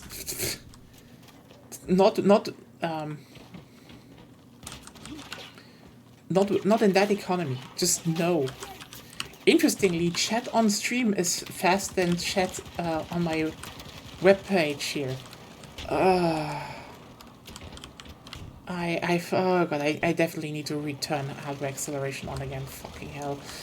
That helped a bit with the stutter, not perfectly, but a bit. So yeah, that definitely seems like a fucking driver issue. I hate it. I can't buy a new CPU or stuff. Ugh. Oh, you know what? Used on console. You want to hear my deals on Call of Duty games on consoles? Okay, who wants to be really fucking jealous? Raise your hands, because I'm gonna do it anyway, fuck you. So here's the thing. 10 years ago, I just moved out, got my PS4 in here, and you know what? I just felt in the mood for playing Call of Duty. Problem is, don't really want to don't really want to get on PC because A, I'm poor, and again, I just had my PS4 there, so I was like, nah, you know what, it's out there. So I go into the store, and what do I see? There's Call of Duty Ghosts. Still relatively new out. I think there was like 1 or 2 DLC packs. Not really that relevant. But already like discounted for 30-20 bucks or so. Like, yeah, the game really wasn't popular. But what do I see? There's a steelbook. Well, someone was pissed. So I buy the steelbook for shits and giggles. Well, like, you know what? It's probably used, but who cares? I tried the Season Pass code, because keep in mind, the Steelbook only came with the edition that had a Season Pass in it. So anyway, I got the Season Pass for Call of Duty Ghosts for free, but I bought the game used for 20 bucks.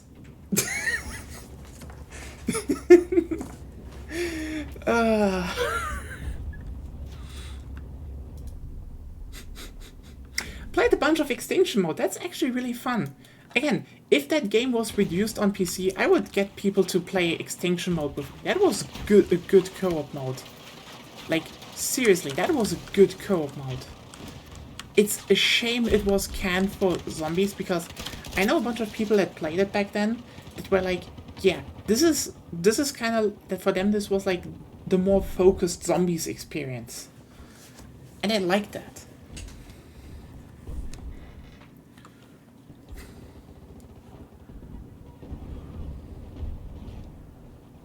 So anyway, that happened. Yeah, I know.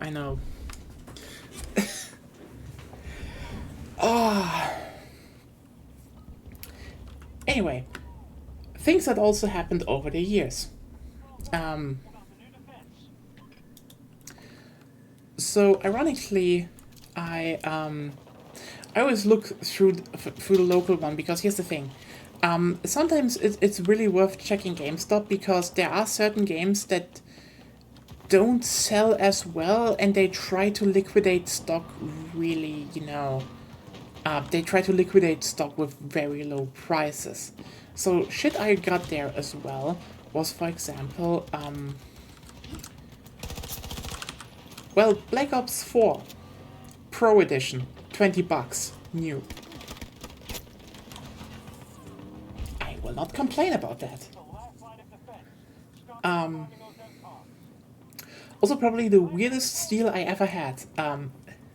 So, this was later, but,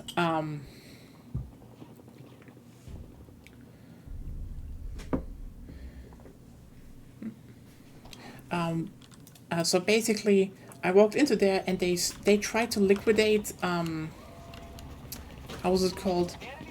The Infinite Warfare Pro Edition, the one that also had Modern Warfare Remastered in it. And this was like years after that game came out. Years, I tell you. And I was just like, 10 bucks for that. The thing is, I already owned the game. I was just like, well, this is mostly for the Season Pass, I would say. So I was like, okay, who cares? No, I didn't own it, I think. But yeah. I was just like, this is dirt cheap, and I can play, I could play the Zombies maps, and that's fun. So anyway, there were 2 Season Pass codes in there. A friend got the game for like $5 used, and we still want to play the zombies mode together because it's supposedly really good, and also we have all the maps for $10. I don't know why there were 2 codes in there, but I take it.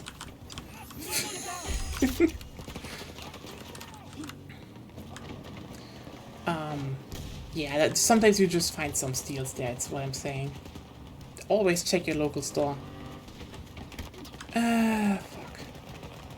I'm really ruining my voice today.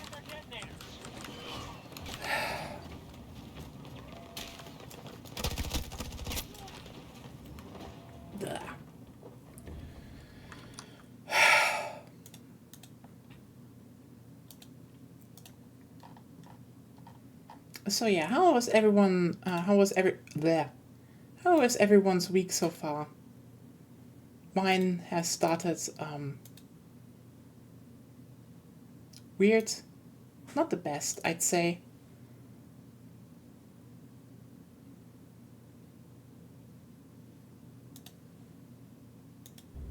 Neat.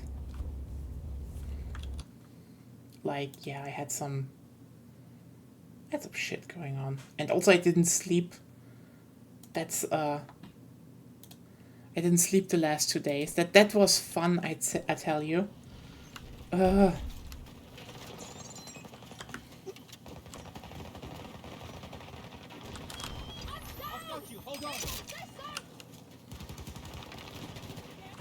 I think I should say I slept a bit, but I didn't sleep well. Because of certain reasons. Next target highlight. Yeah. Understandable.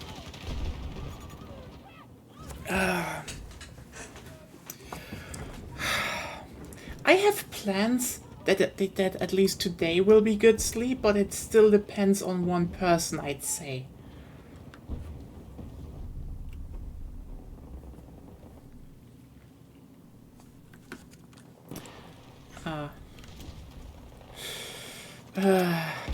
Oh, when I hear my Odyssey, what happens?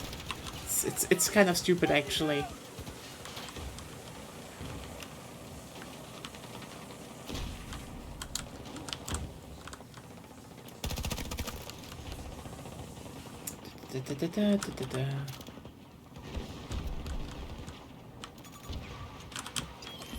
Please get up.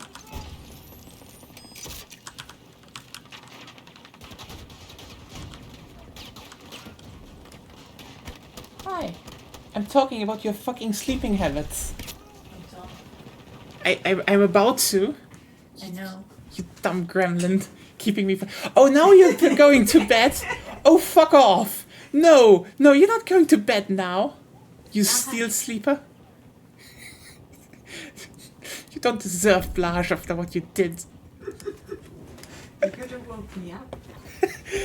I tried. You fucking slapped me. Okay, so basically I couldn't sleep the last 2 nights because of my girlfriend. Agonia. Basically, what happened the first night, from Sunday to Monday? Well, I start to sleep, and I get woken up, because, she heats like a fucking beast. So I'm like, fuck, I can't sleep with that. It's too warm. So I turn around, and also she just, I don't know, she's just lying on one part of the of the blanket, and like I was just half covered, and like, oh, fuck.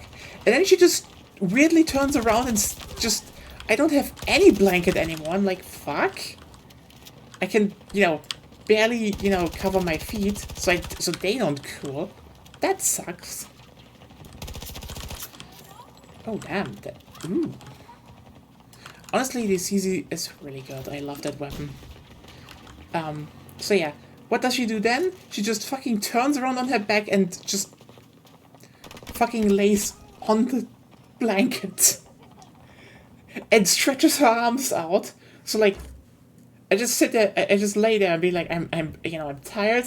I can't sleep. I'm like, and I try to, kind of, cuddle close, being like, just give me some warmth then.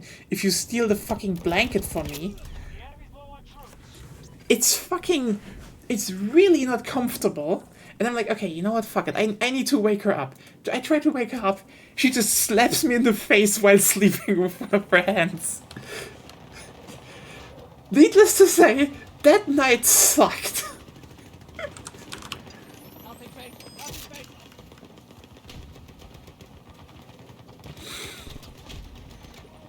So yeah, fucking sucked. Today, yeah, she just also couldn't really, I guess you could sleep a bit, but also, you heat up again, you just were, I don't know what you did again, but you were just kind of weirdly loud, and then we just woke up, and I couldn't sleep anymore after that, so like, I was awake longer than I think you were, but then also like, I couldn't really sleep through the night, and also, again, I was already tired as fuck from the previous day. For HQ, we can retaliate. So what happens is that I was simply tired. And like, okay, good. It's just not so bad, you probably think. You're like, you know what, just rest over the day. Wrong. We had a day where we had an appointment, so we had to get outside today. Cool. And now you're like, oh well, it wasn't that hard of an appointment, but it was one of the appointments where you get drawn blood. So I am sleepy as fuck, in the cold, and then someone's like, welp, let's remove something of that life fluid from your body. And it's like, yeah, cool. It's just great. Amazing. Fucking love it.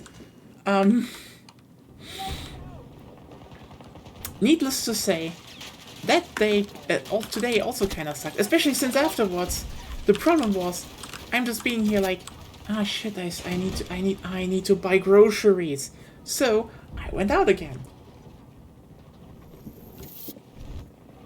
When I came back, I was like, fuck, I kinda need to stream in like an hour or so. So I literally just went into bed and just instantly slept for an hour. I'm not kidding you. I just laid down. Was like, I was just gone for an hour. I wouldn't sit here talk to you and ruin my fucking voice if I didn't have that 1 hour of sleep and an energy drink. Just, ugh.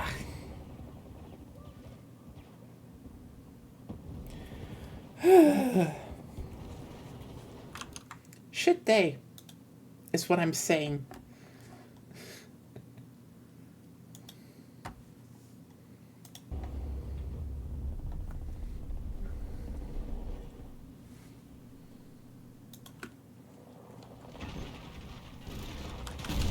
There.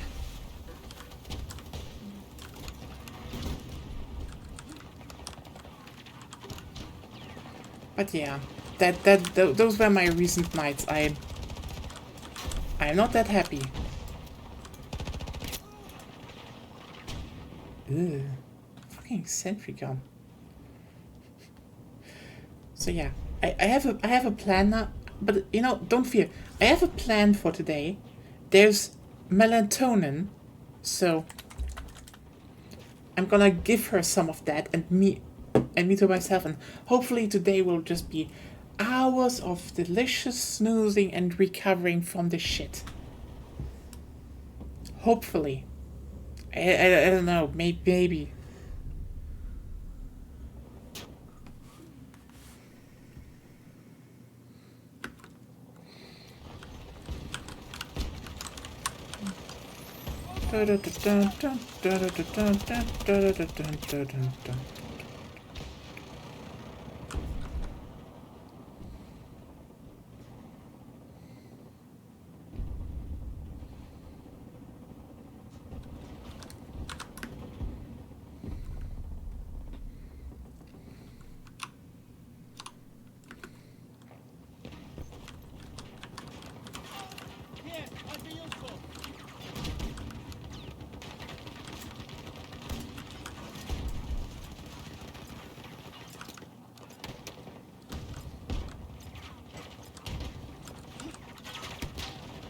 Yeah. So tonight is the night that Agonia learns to snort. She already did that. There were nights where you snort. You saying that with a way too confident, way too cute voice. Do you know that? What? Don't be proud of that. I literally was like, oh, I literally woke up from that. Sometimes you're just my greatest enemy of sleep.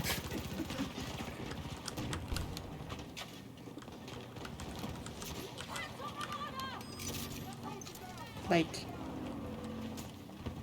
I'm undervalued. what? I'm undervalued. Honestly, I'm always your greatest enemy. yeah, could you please stop that?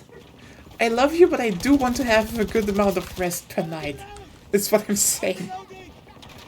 Just... It's also fun if you sleep deprived. So What? It's also fun when you sleep deprived. So I am fun when I'm sleep deprived. You're running on my suffering. You're feeding off my despair. You enjoy every waking minute that I am, you know, awake. kind of. Ah! By the way, I'm in the stage of I feel the blood in my veins. You know how that feels like, right? When you just feel the blood in your veins. That's a feeling. It's not a nice feeling. It's just, but it's there.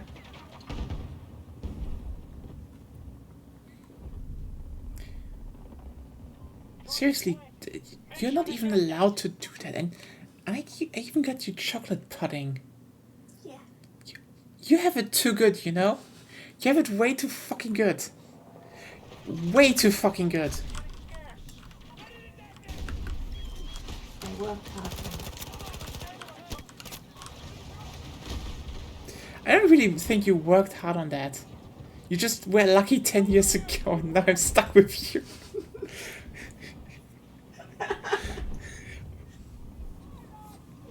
Oh god, we're really becoming an old... Oh.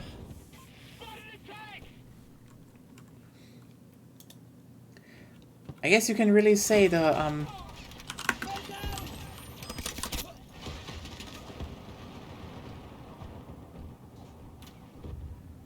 I guess a relationship really works out the moment you become an old bickering couple.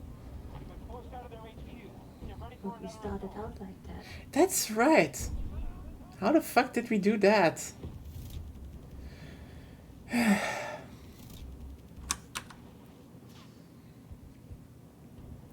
What the fuck have I done now?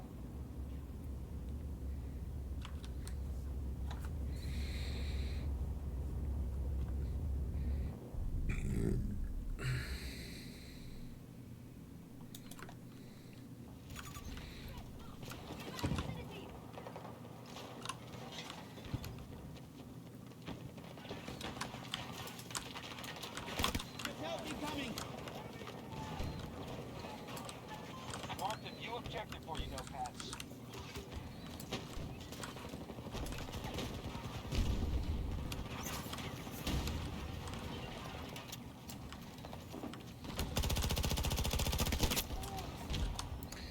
Oh yeah, just look what I said to resupplying, capturing. That's all doable, honestly.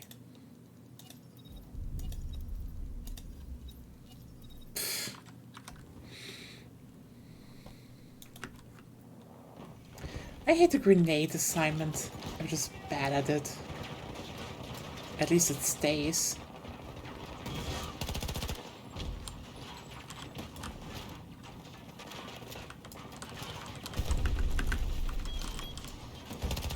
Ooh.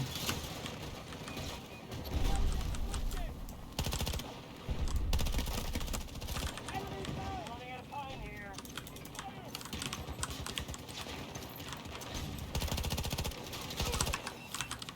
I'm here to help! Got something for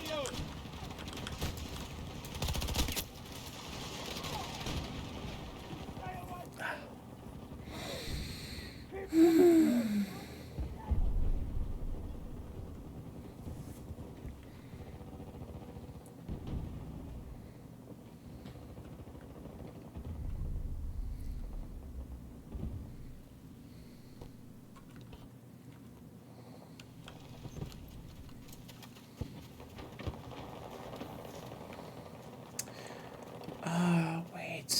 So which maps where this was this on again? Discarded, reclaimed. Oh yeah, redacted. I haven't seen redacted yet, so oh well. Let's see if that comes up next round, and then I think that would also be the last round. Talked about so much today.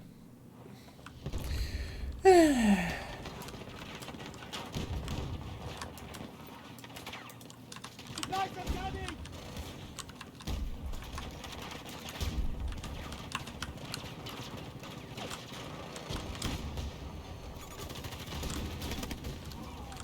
Friendly's on the ground!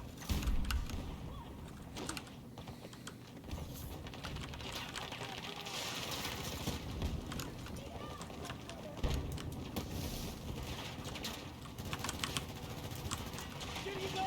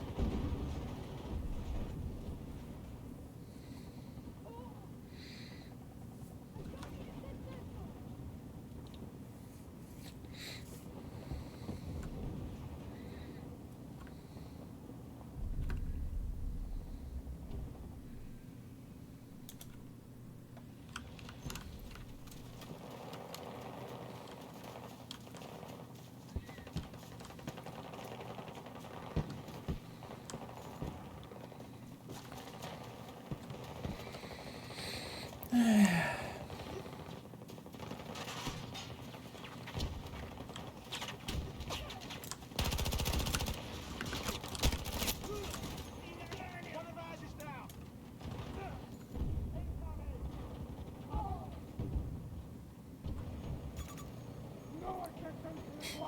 Remember when Crawford was supposed to be a support? That was definitely just a decision they made because it was like, oh, we need someone else in there, and it's like, god damn it.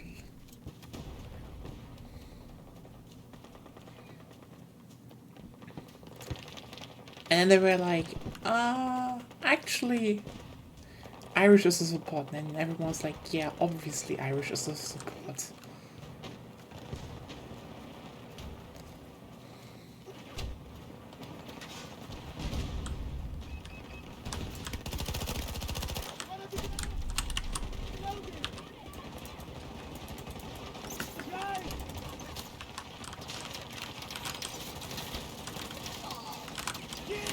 Abandon the sector.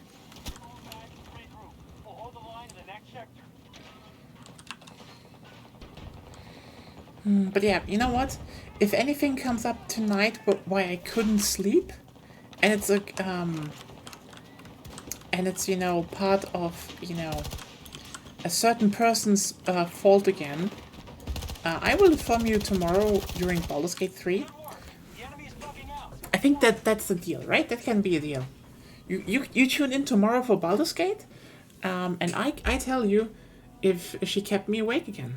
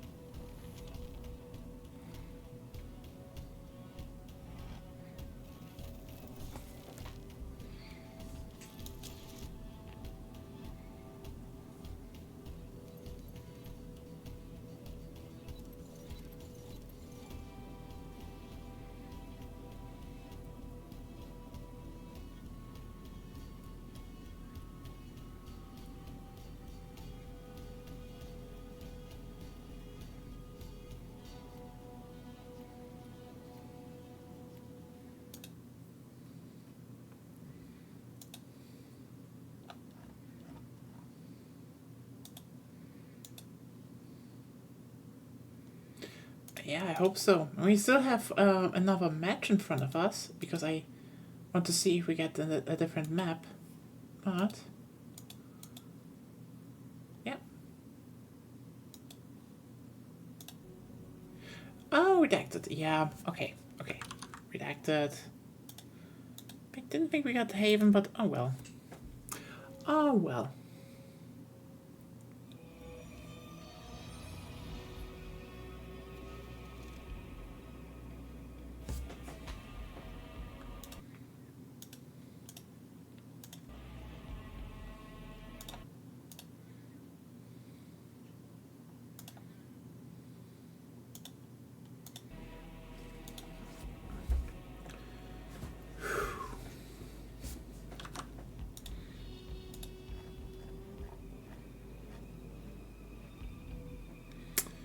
Slowly climbing that. If you want to see some other guns in action, just tell me. Like, the XM8 maybe.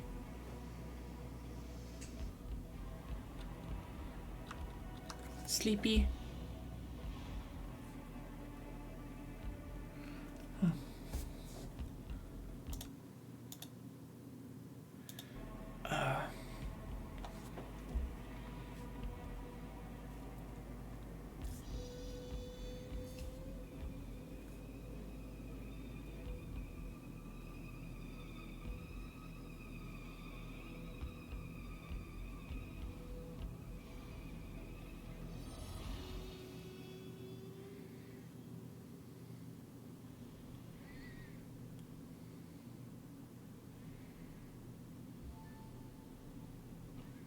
This is what I like to see.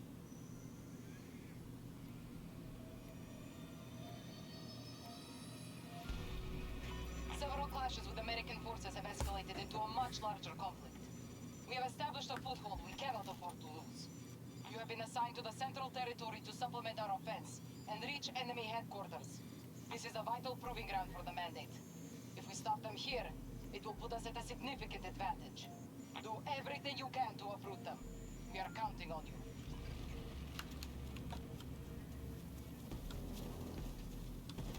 Be prepared to combat They already mentioned the Mandate. Ooh. Yeah, I feel like the next frontline maps will probably be in the next event. Then yeah, that makes way more sense.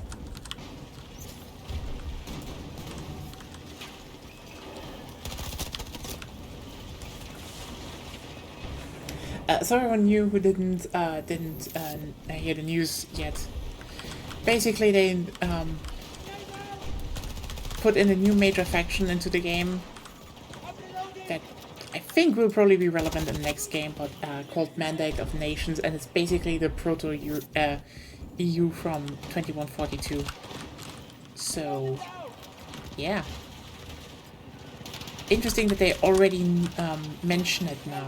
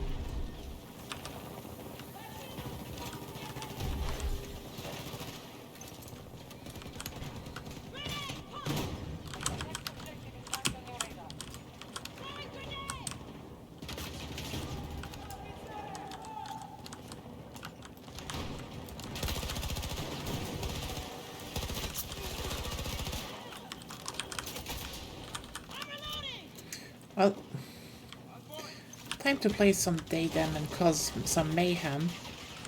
Ooh. I do like Sundance. Honestly, they can get in their own campaign in next title. I'd be down with that.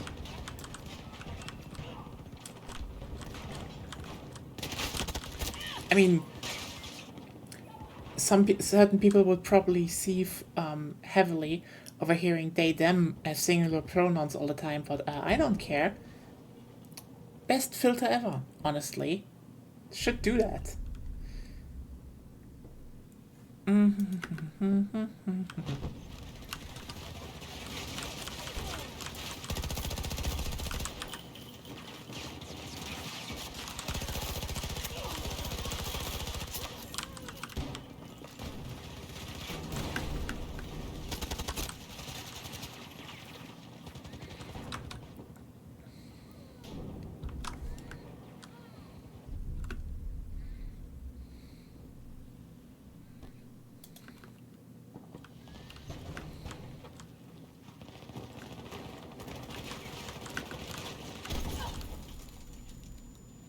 The fuck places a claymore there?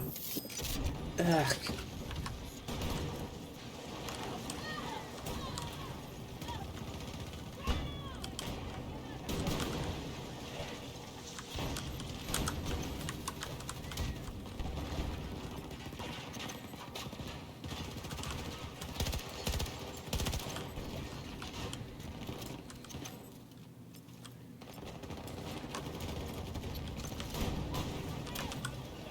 Ooh, nice.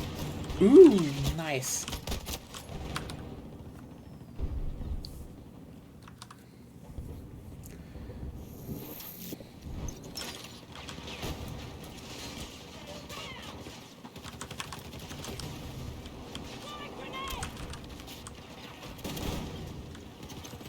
Didn't kill whoever was up there.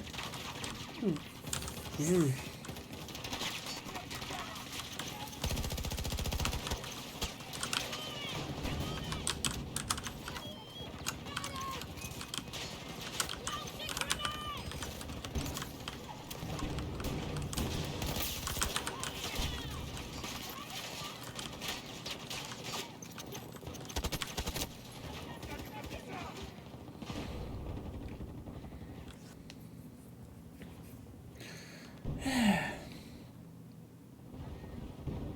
Hey, support. Revive, please.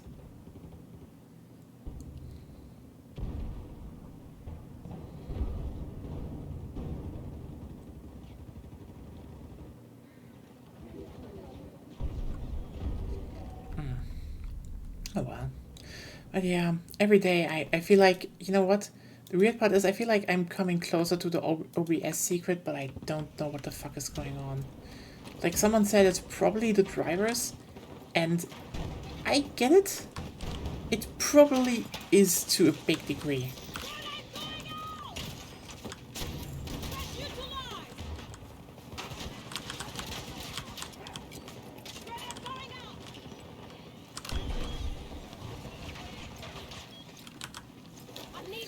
But yeah.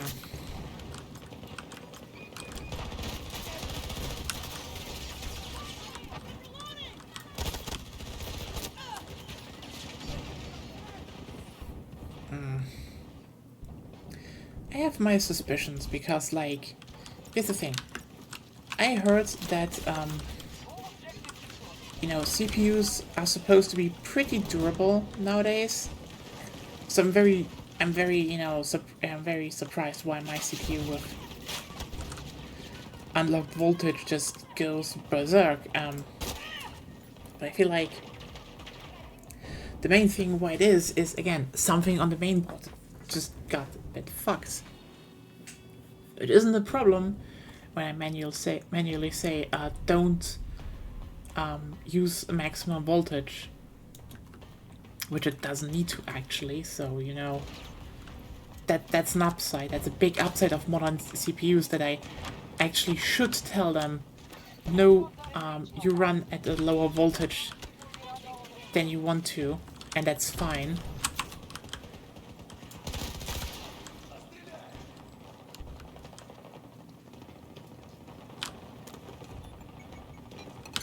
We have planted explosives. Ensure they detonate.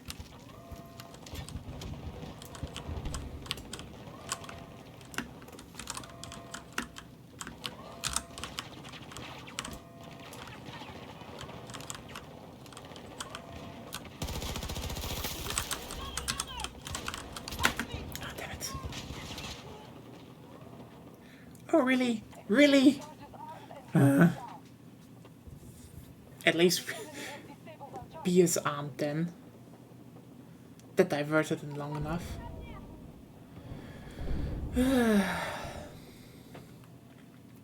So yeah, probably something up with the mainboard actually. And otherwise, probably some driver fuckery because, yeah, I don't know anymore.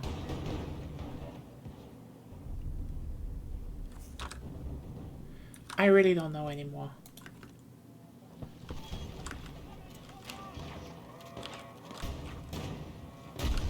There we go.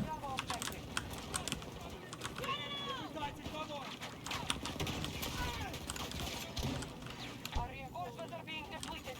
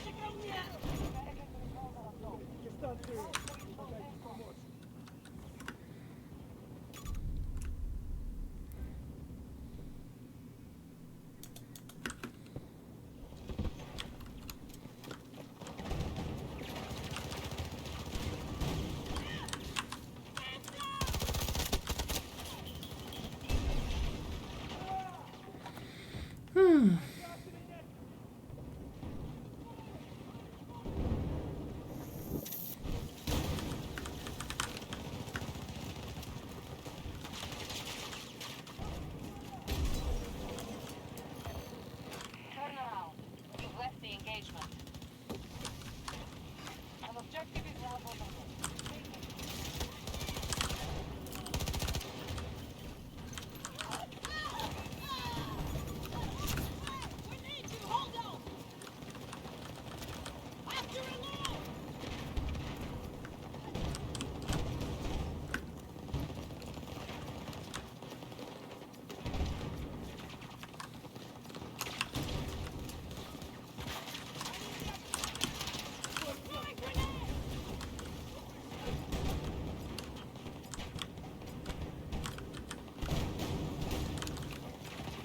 Hey Draken 2961. How are you doing? Welcome to like the tail end of the stream. Where my voice is ruined and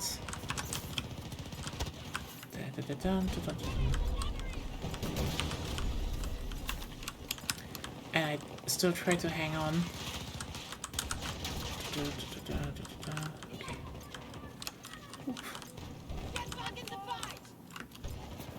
Well, not enough sleep for 2 nights.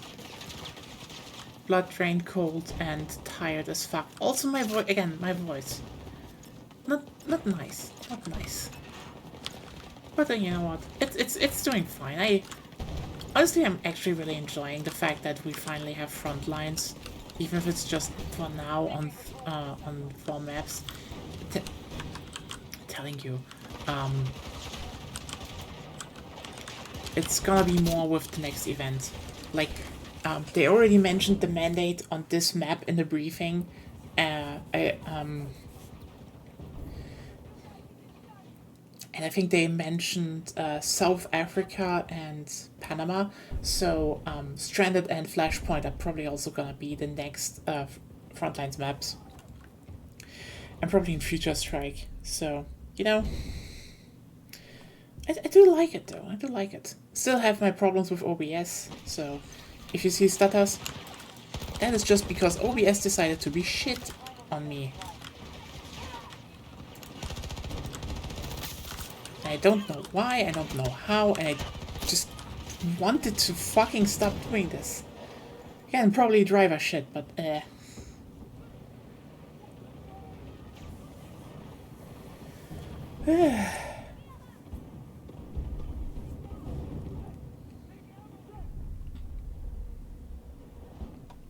mean, I can show you, actually. This is mentioned in the codex that, wait a second.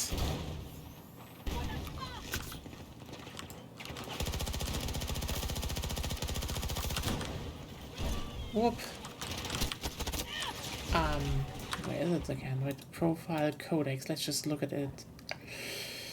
That's the 1,000 petals, yeah.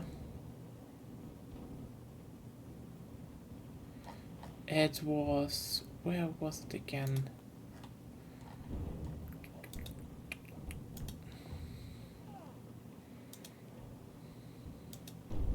Yeah, Europe discusses new union, so yeah, that happened. No, it was Armed Forces, there we go. Here, the 4th Battalion, as part of Operation Crimson Front, the event, the 4th Battalion regiments were deployed at battlefields in Chile, Czechia, India, Panama, Scotland, and South Africa. Anyway, the only four maps that we have are in Chile, Haven, Czechia, Reclaimed, India, discarded, and Scotland, redacted. So we only have one in Panama that's stranded, and one in South Africa that's Flashpoint. So either those were planned, or they're still coming. Maybe they're coming next week, maybe they're coming in the next event. Considering they're calling, you know, the mandate now, already it's probably in the next event. But we'll see, we'll see.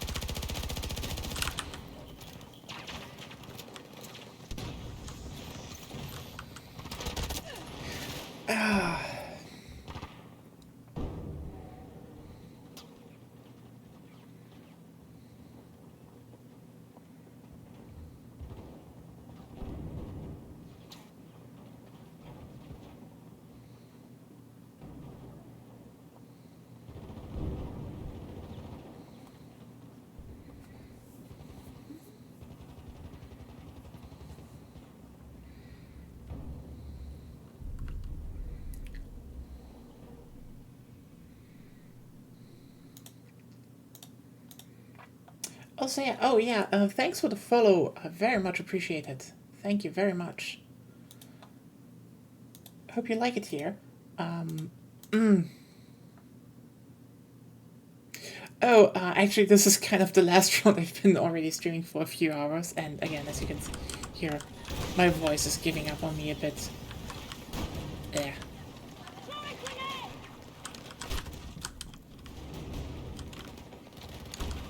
So, yeah. But thanks for the follow and looking by. I stream regularly, so hopefully you like whatever else is on this channel. Then again, this has become a Zokoban channel. There's only Zokoban on Sunday. Survival horror is dead.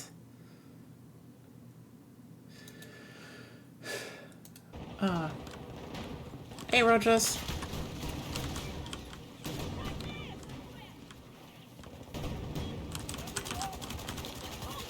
It's got a, yeah. Again, we have one more dive. I just need to make a plan on how to do it.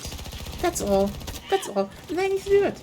You know, just one last dive, very quick, in and out, 20 minutes, probably 2 hours, but still. it won't be that hard, right? Right? Yeah, it's like, it has to end at some point. Void Stranger isn't endless. Also, I want to get to some survival horror. No,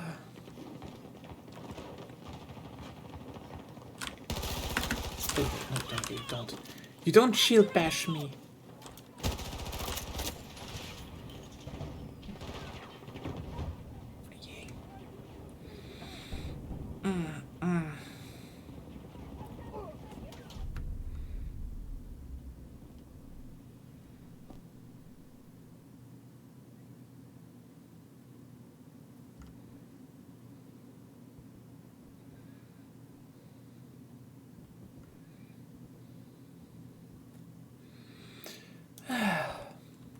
But yeah, one day it's probably over. Not that the devs will probably patch in some gigantic fuckery when I don't look.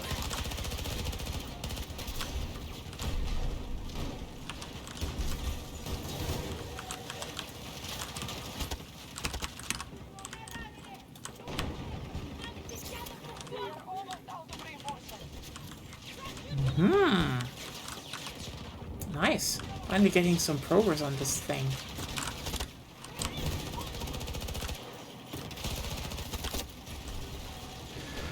I think we win that even. Nice.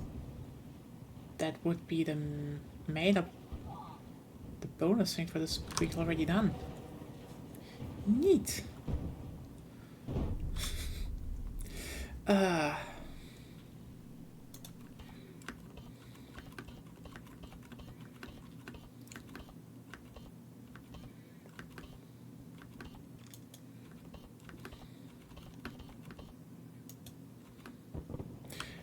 Fuck did they put that up?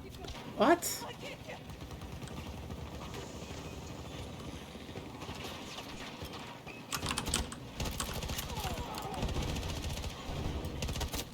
Oh well.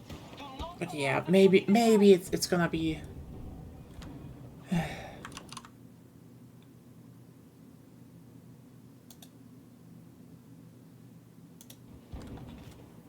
sorry for that bot. Still not as bad as on Twitter now. It's kind of funny how you know Elon bragged about, was like, there are so many bots on Twitter, so many bots, and now that he made the thing worse. Has he ever talked about bots in like the last year? No. You know what? I'm waiting for the day he probably brags about being able to have clenched the bots. And I will just answer him with like every single fucking, a word that will trigger a bot response and just flood his fucking mentions. And then just put a picture onto the tweet being like, look at this shit. I'm waiting for that day. I mean, his stupid idea now is like, oh, hey, you have to pay to enter Twitter. It's like, cool, kill the platform. Just do it.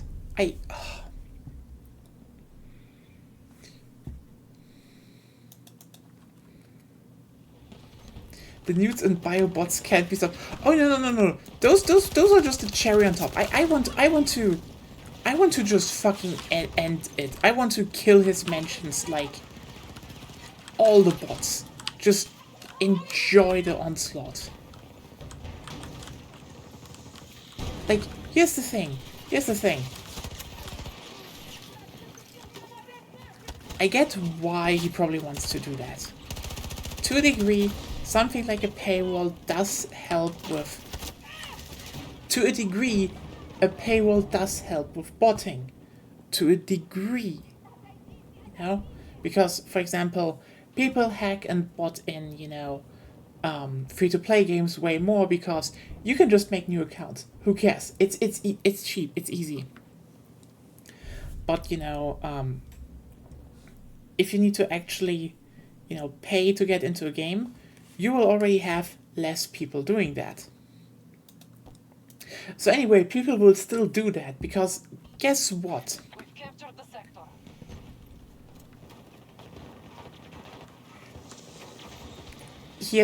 That's the thing.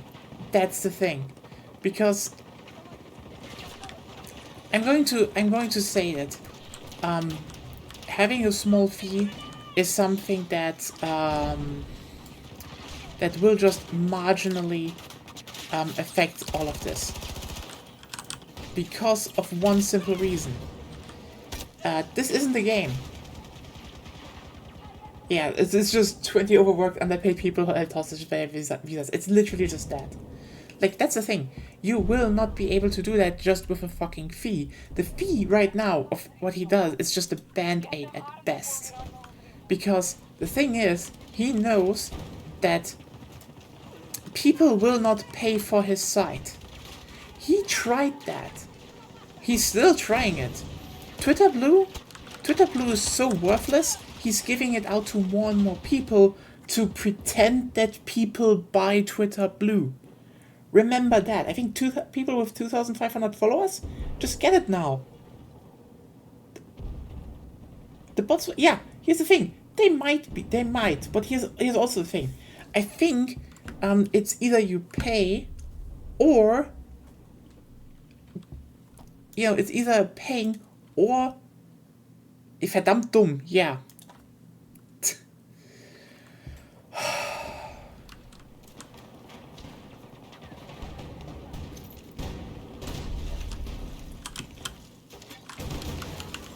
The thing is that Elon, and I'm gonna say this very, very nicely now, okay? He knows that people won't pay because I also read you can either pay or wait.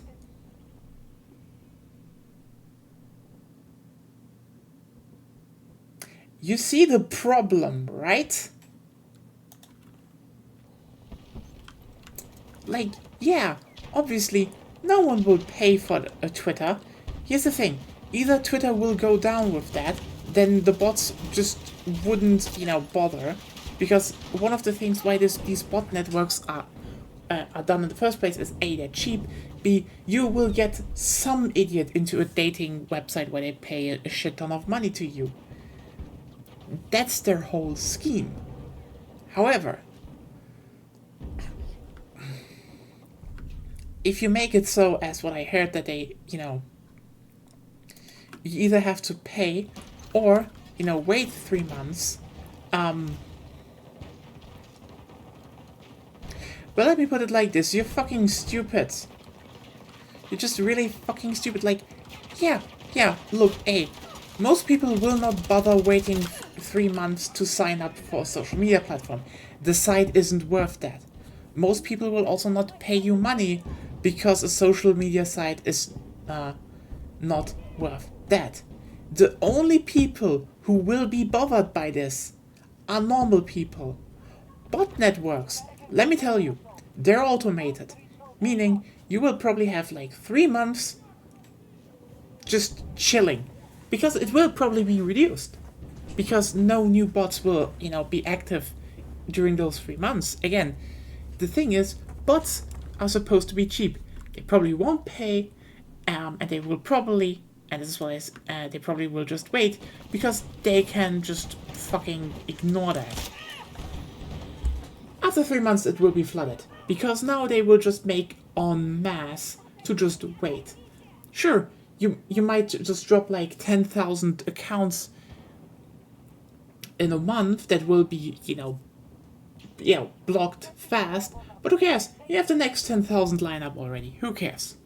Yeah, only bots forever. It's just making it harder for new people to join. Like, listen, Twitter is already this one website that you really can't sell to normal people, okay? Like, you don't join Twitter because you're like, oh yeah, all the cool people are on Twitter. No, you join Twitter either out of morbid curiosity or because everyone else you like is there. Period. Only weirdos are stuck on Twitter. there are no normal people here. Only weirdos. And let me tell you, I like this weirdo hell. You're all great weirdos. I love that you are my audience. I would hate to have to switch to Blue Sky only. Blue Sky is nice. Like, yeah, I think maybe Blue Sky is, but I don't really think Blue Sky is it, because let me put it like this. Blue Sky things are way too insular, I'd say. Also, can I just be a bit just a tiny bit pissy here. I have over 500 followers on Twitter. I hard earned them over years. Barely anyone moved over to Blue Sky. It fucking sucks. Honestly, I really do like the butterfly. The butterfly is really nice, honestly.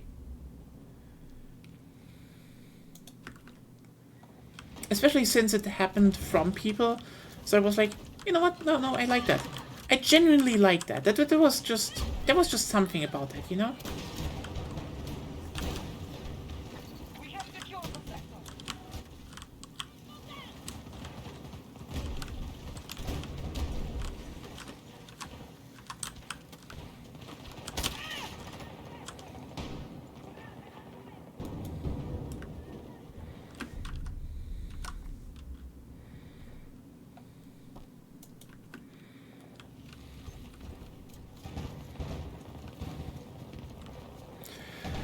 Yeah, it will only be bots forever. It's stupid, and I hate it. Because again, I like Twitter more than most other social media platforms. I like the fact that Twitter, other than, you know, again, everyone... Here's the thing. I feel like every other platform tries to fix these problems, you know, perceived problems Twitter had, that weren't problems. Like, one of the upsides, I think, of Twitter was the fact that you know, communities were this interconnected. Like, I mean, sure, this leads to sometimes just awful things.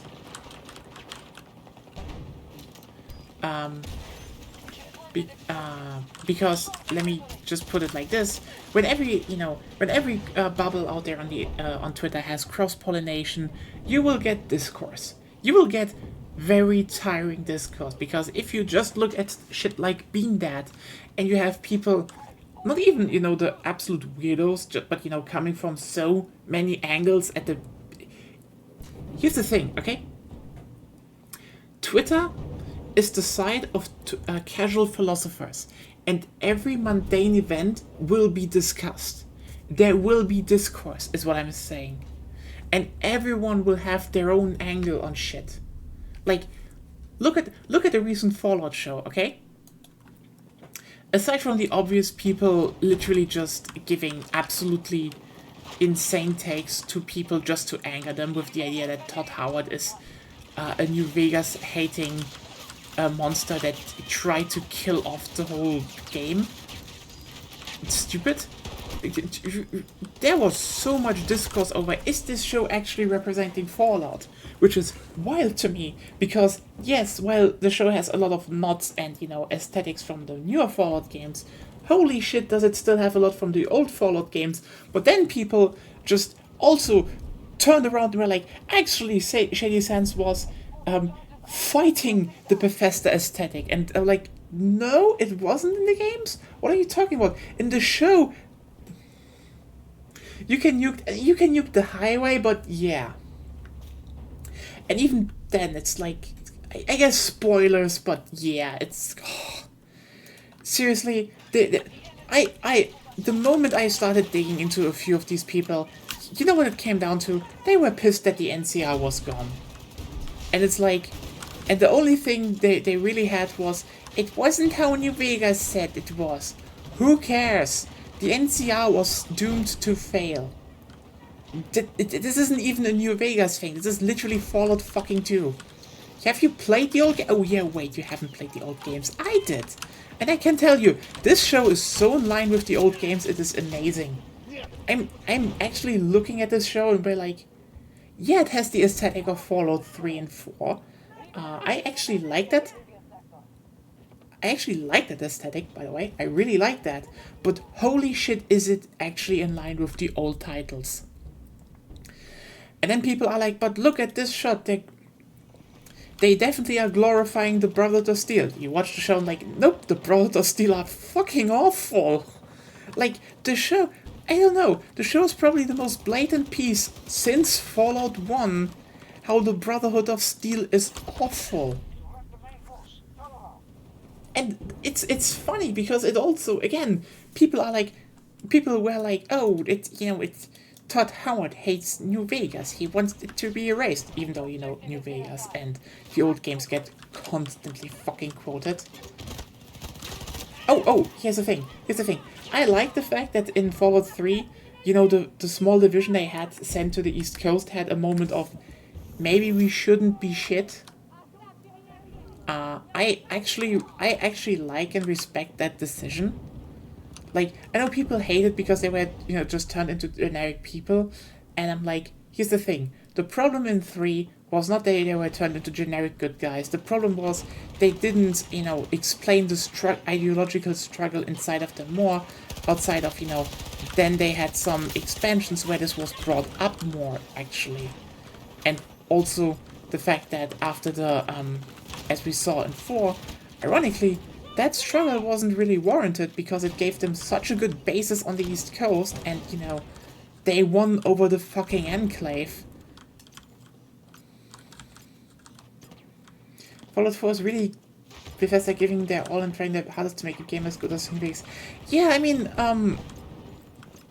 I think the big difference is more like that, let me put it like this. I think Todd Howard, I think people overlook him, may, always put him on too much of a pedestal. I think if you want to understand Todd Howard's game design is that the guy is a very mechanics-driven person, okay? I wouldn't say he has, like, the same, let's put it like this, he doesn't have, like, the same instinct as, for example, Kojima, who's just like Kojima can just laser focus on mechanics and you just sit there being like, what the fuck, this is some of the best gameplay I ever had in my life. But on the other hand, Todd always has very clear ideas what he wants in his games. His problem is, and let me put it like this, he doesn't have the weirdos under him that actually help him build those games anymore. Like, if you, for example, look at old Elder Scrolls games, a lot of the stuff laid out was literally Todd just wrote shit and scribbled on a note block. That were the first design drafts, like, even up until Skyrim and such. Like, that's the thing. Todd Howard is usually a guy who's like, we have an idea here, and he knows where to go. The problem is, he's not that good to communicate as much as what I feel. Like, when the deaths of Fallout 76 complained over, he came and always shit over their project, this was probably him saying, there isn't, the secret sauce here in terms of gameplay, because as you see in 4, he always has good ideas. As with, was, for example, the whole village building, rebuilding and stuff.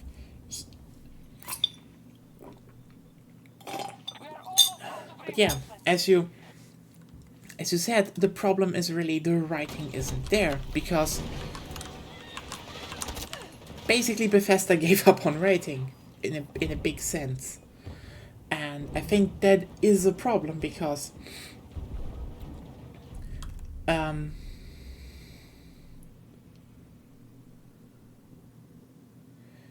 yeah.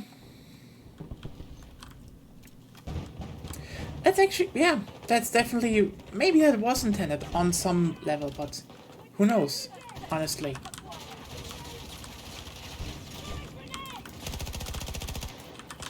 Again, I think the big problem they simply have is their idea is like, Todd has ideas and people realize it, but it's not the same weirdos as, with Morrowind. Again, if Todd asked in Morrowind for, you know, can you give me a religion? Someone, you know, someone on the team was high on cocaine and he picked him up in his apartment kitchen on the floor on Monday because he didn't show up to work. That's the source of Morrowind. They had something to follow by, and then you had weirdos, you know, under him who just gave 180% doing shit. Yeah, it's a wild story, you know? But you feel it. When you really go into Morrowind, it's weird, it's alien, but it's like... Again, there was a weird passion in this game. It's... Let me put it like this. Morrowind is to a degree still classic fantasy, but also just so alien, and I love this game. Because again, there were people there who just thought, hey, we don't need to actually, you know, make... Skyrim was so bland. It started there. I think the longer it went on, and the more new people joined Bethesda, I think the more it was so that people just, you know, borrowed from the old and instead of just making, you know, new stuff. I think Fallout 3 still tried in a lot of ways, actually. But yeah, it you could say the more new people came, the less the more new people came, the less the more it was just recycling what was there, and less just doing their own weirdness. And I think nothing is more exemplary than Starfield, because like, here's the weird thing: if I look through Starfield, I see a game that has a certain vision. I see a game that, you know, mechanically has a vision. There is a coherency there.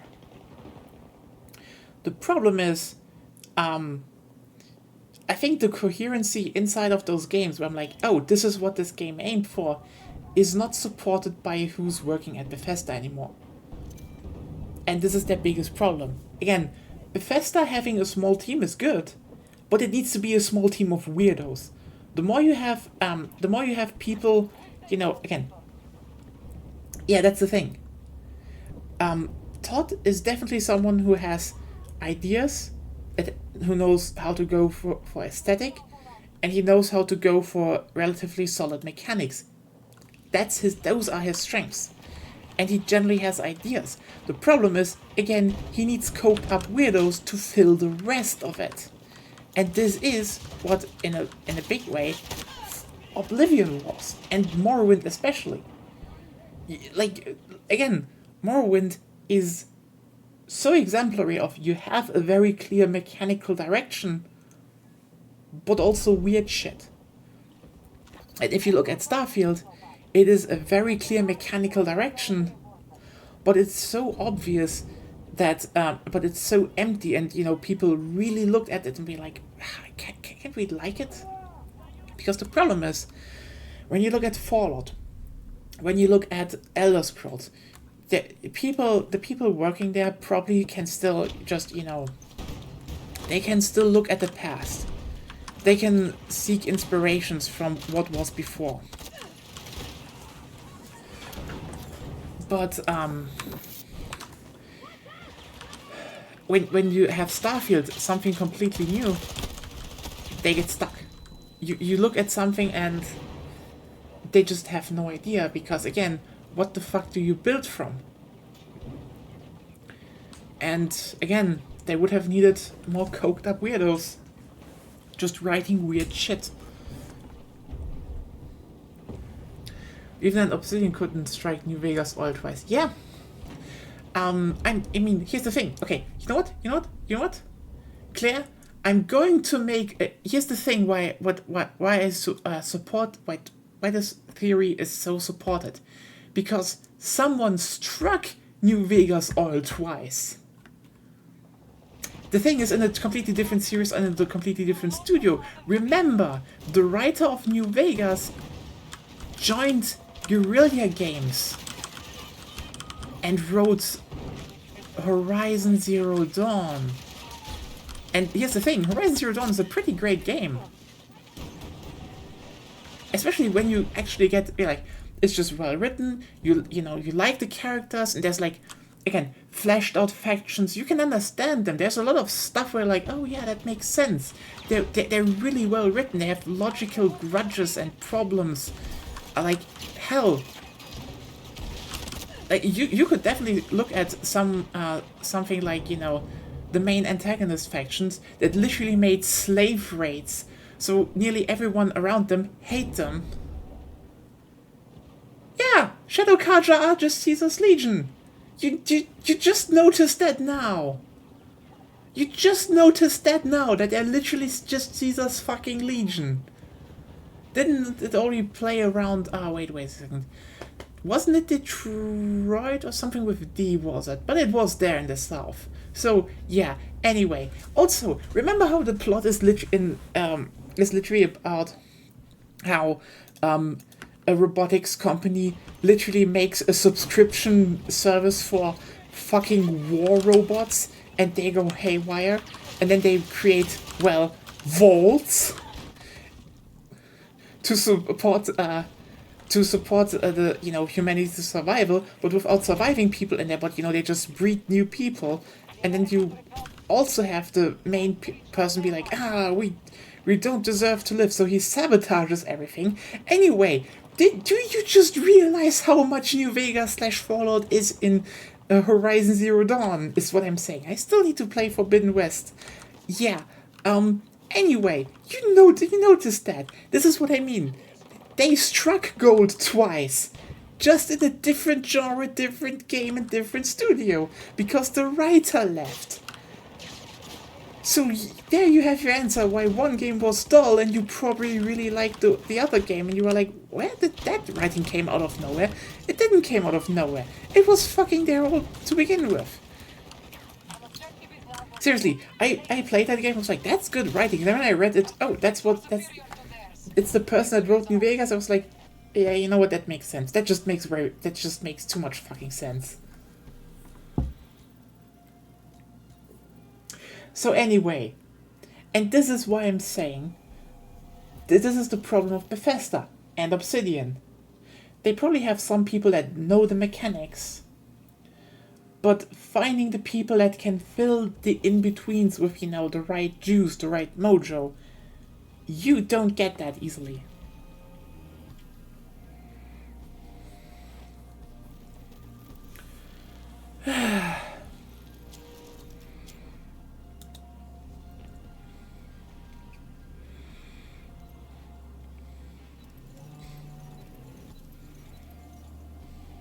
Yeah, they don't.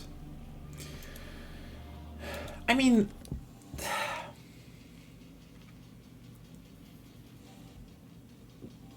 they probably think it is enough, and it's kind of sad to see that you sit on so much. Honestly, that's just that.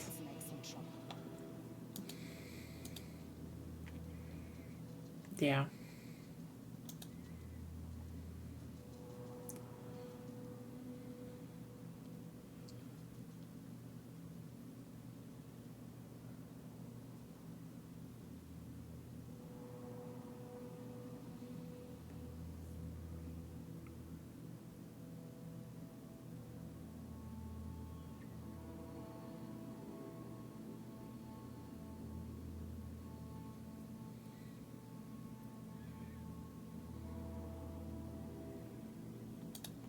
Yeah. Yeah. Probably in a few weeks we will see us again. Hopefully this time with fixed OBS, because Stadium is still coming as the last map. No, I shouldn't say the last map. Here's the thing. I can still see them dropping 1 or 2 maps as like a final update, similar to Battlefield 5. But still, this one feels kind of like, you know, as they probably even said here, like, it's come full circle where it started. So this could actually be the last site, but like, the last map, but it would be kind of cool. But yeah, we will see that. Also, when this will be redacted? gonna be very interesting.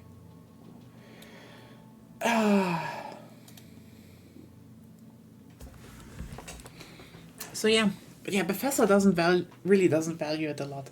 They realized people, I mean, okay, you know what? They realized a lot of people didn't value it around the time they released, 4 and such. They just wanted to have the basic aesthetic of writing. And well, that's what they went down with. The problem is just we have more games with good writing now, and it, as with everything, people will grow up and people will demand more. Like, I mean, I have my gripes with Baldur's Gate 3, but again, it's one of the most perfect examples of Starfield came out and everyone just looked right, left to Baldur's Gate 3 and was like, why can't we have that? In terms of writing, not the rest, but still. I think this is one reason why I think Fallout 1 and 2 get, handed out a lot, but, the old versions, that you probably need to mod that they run better and such, because if they actually remastered Fallout 1 and 2, they would probably be big hits nowadays. I mean, I would also say they should make a Fallout Brotherhood of Steel game in the style of modern XComs, but that's a different story. A new one, Brotherhood of Steel 2, or something like that. But still, the show is good. You should watch it. I really liked it. And I really, it's kind of funny that people are like, Bethesda are fanboys of the Brotherhood of Steel when it's like, no, the Brotherhood of Steel is actually like, they're just shit.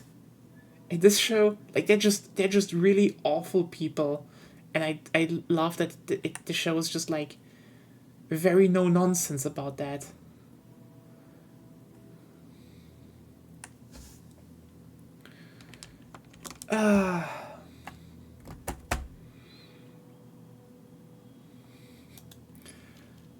Yeah, hope you liked the stream. Hope it was entertaining, and yeah, I truly hope I can fix whatever the fuck is going on with OBS one day. And see you all tomorrow with more Baldur's Gate 3. Stay safe, stay healthy, and I hope I can sleep at least, and hope you can sleep. So good night.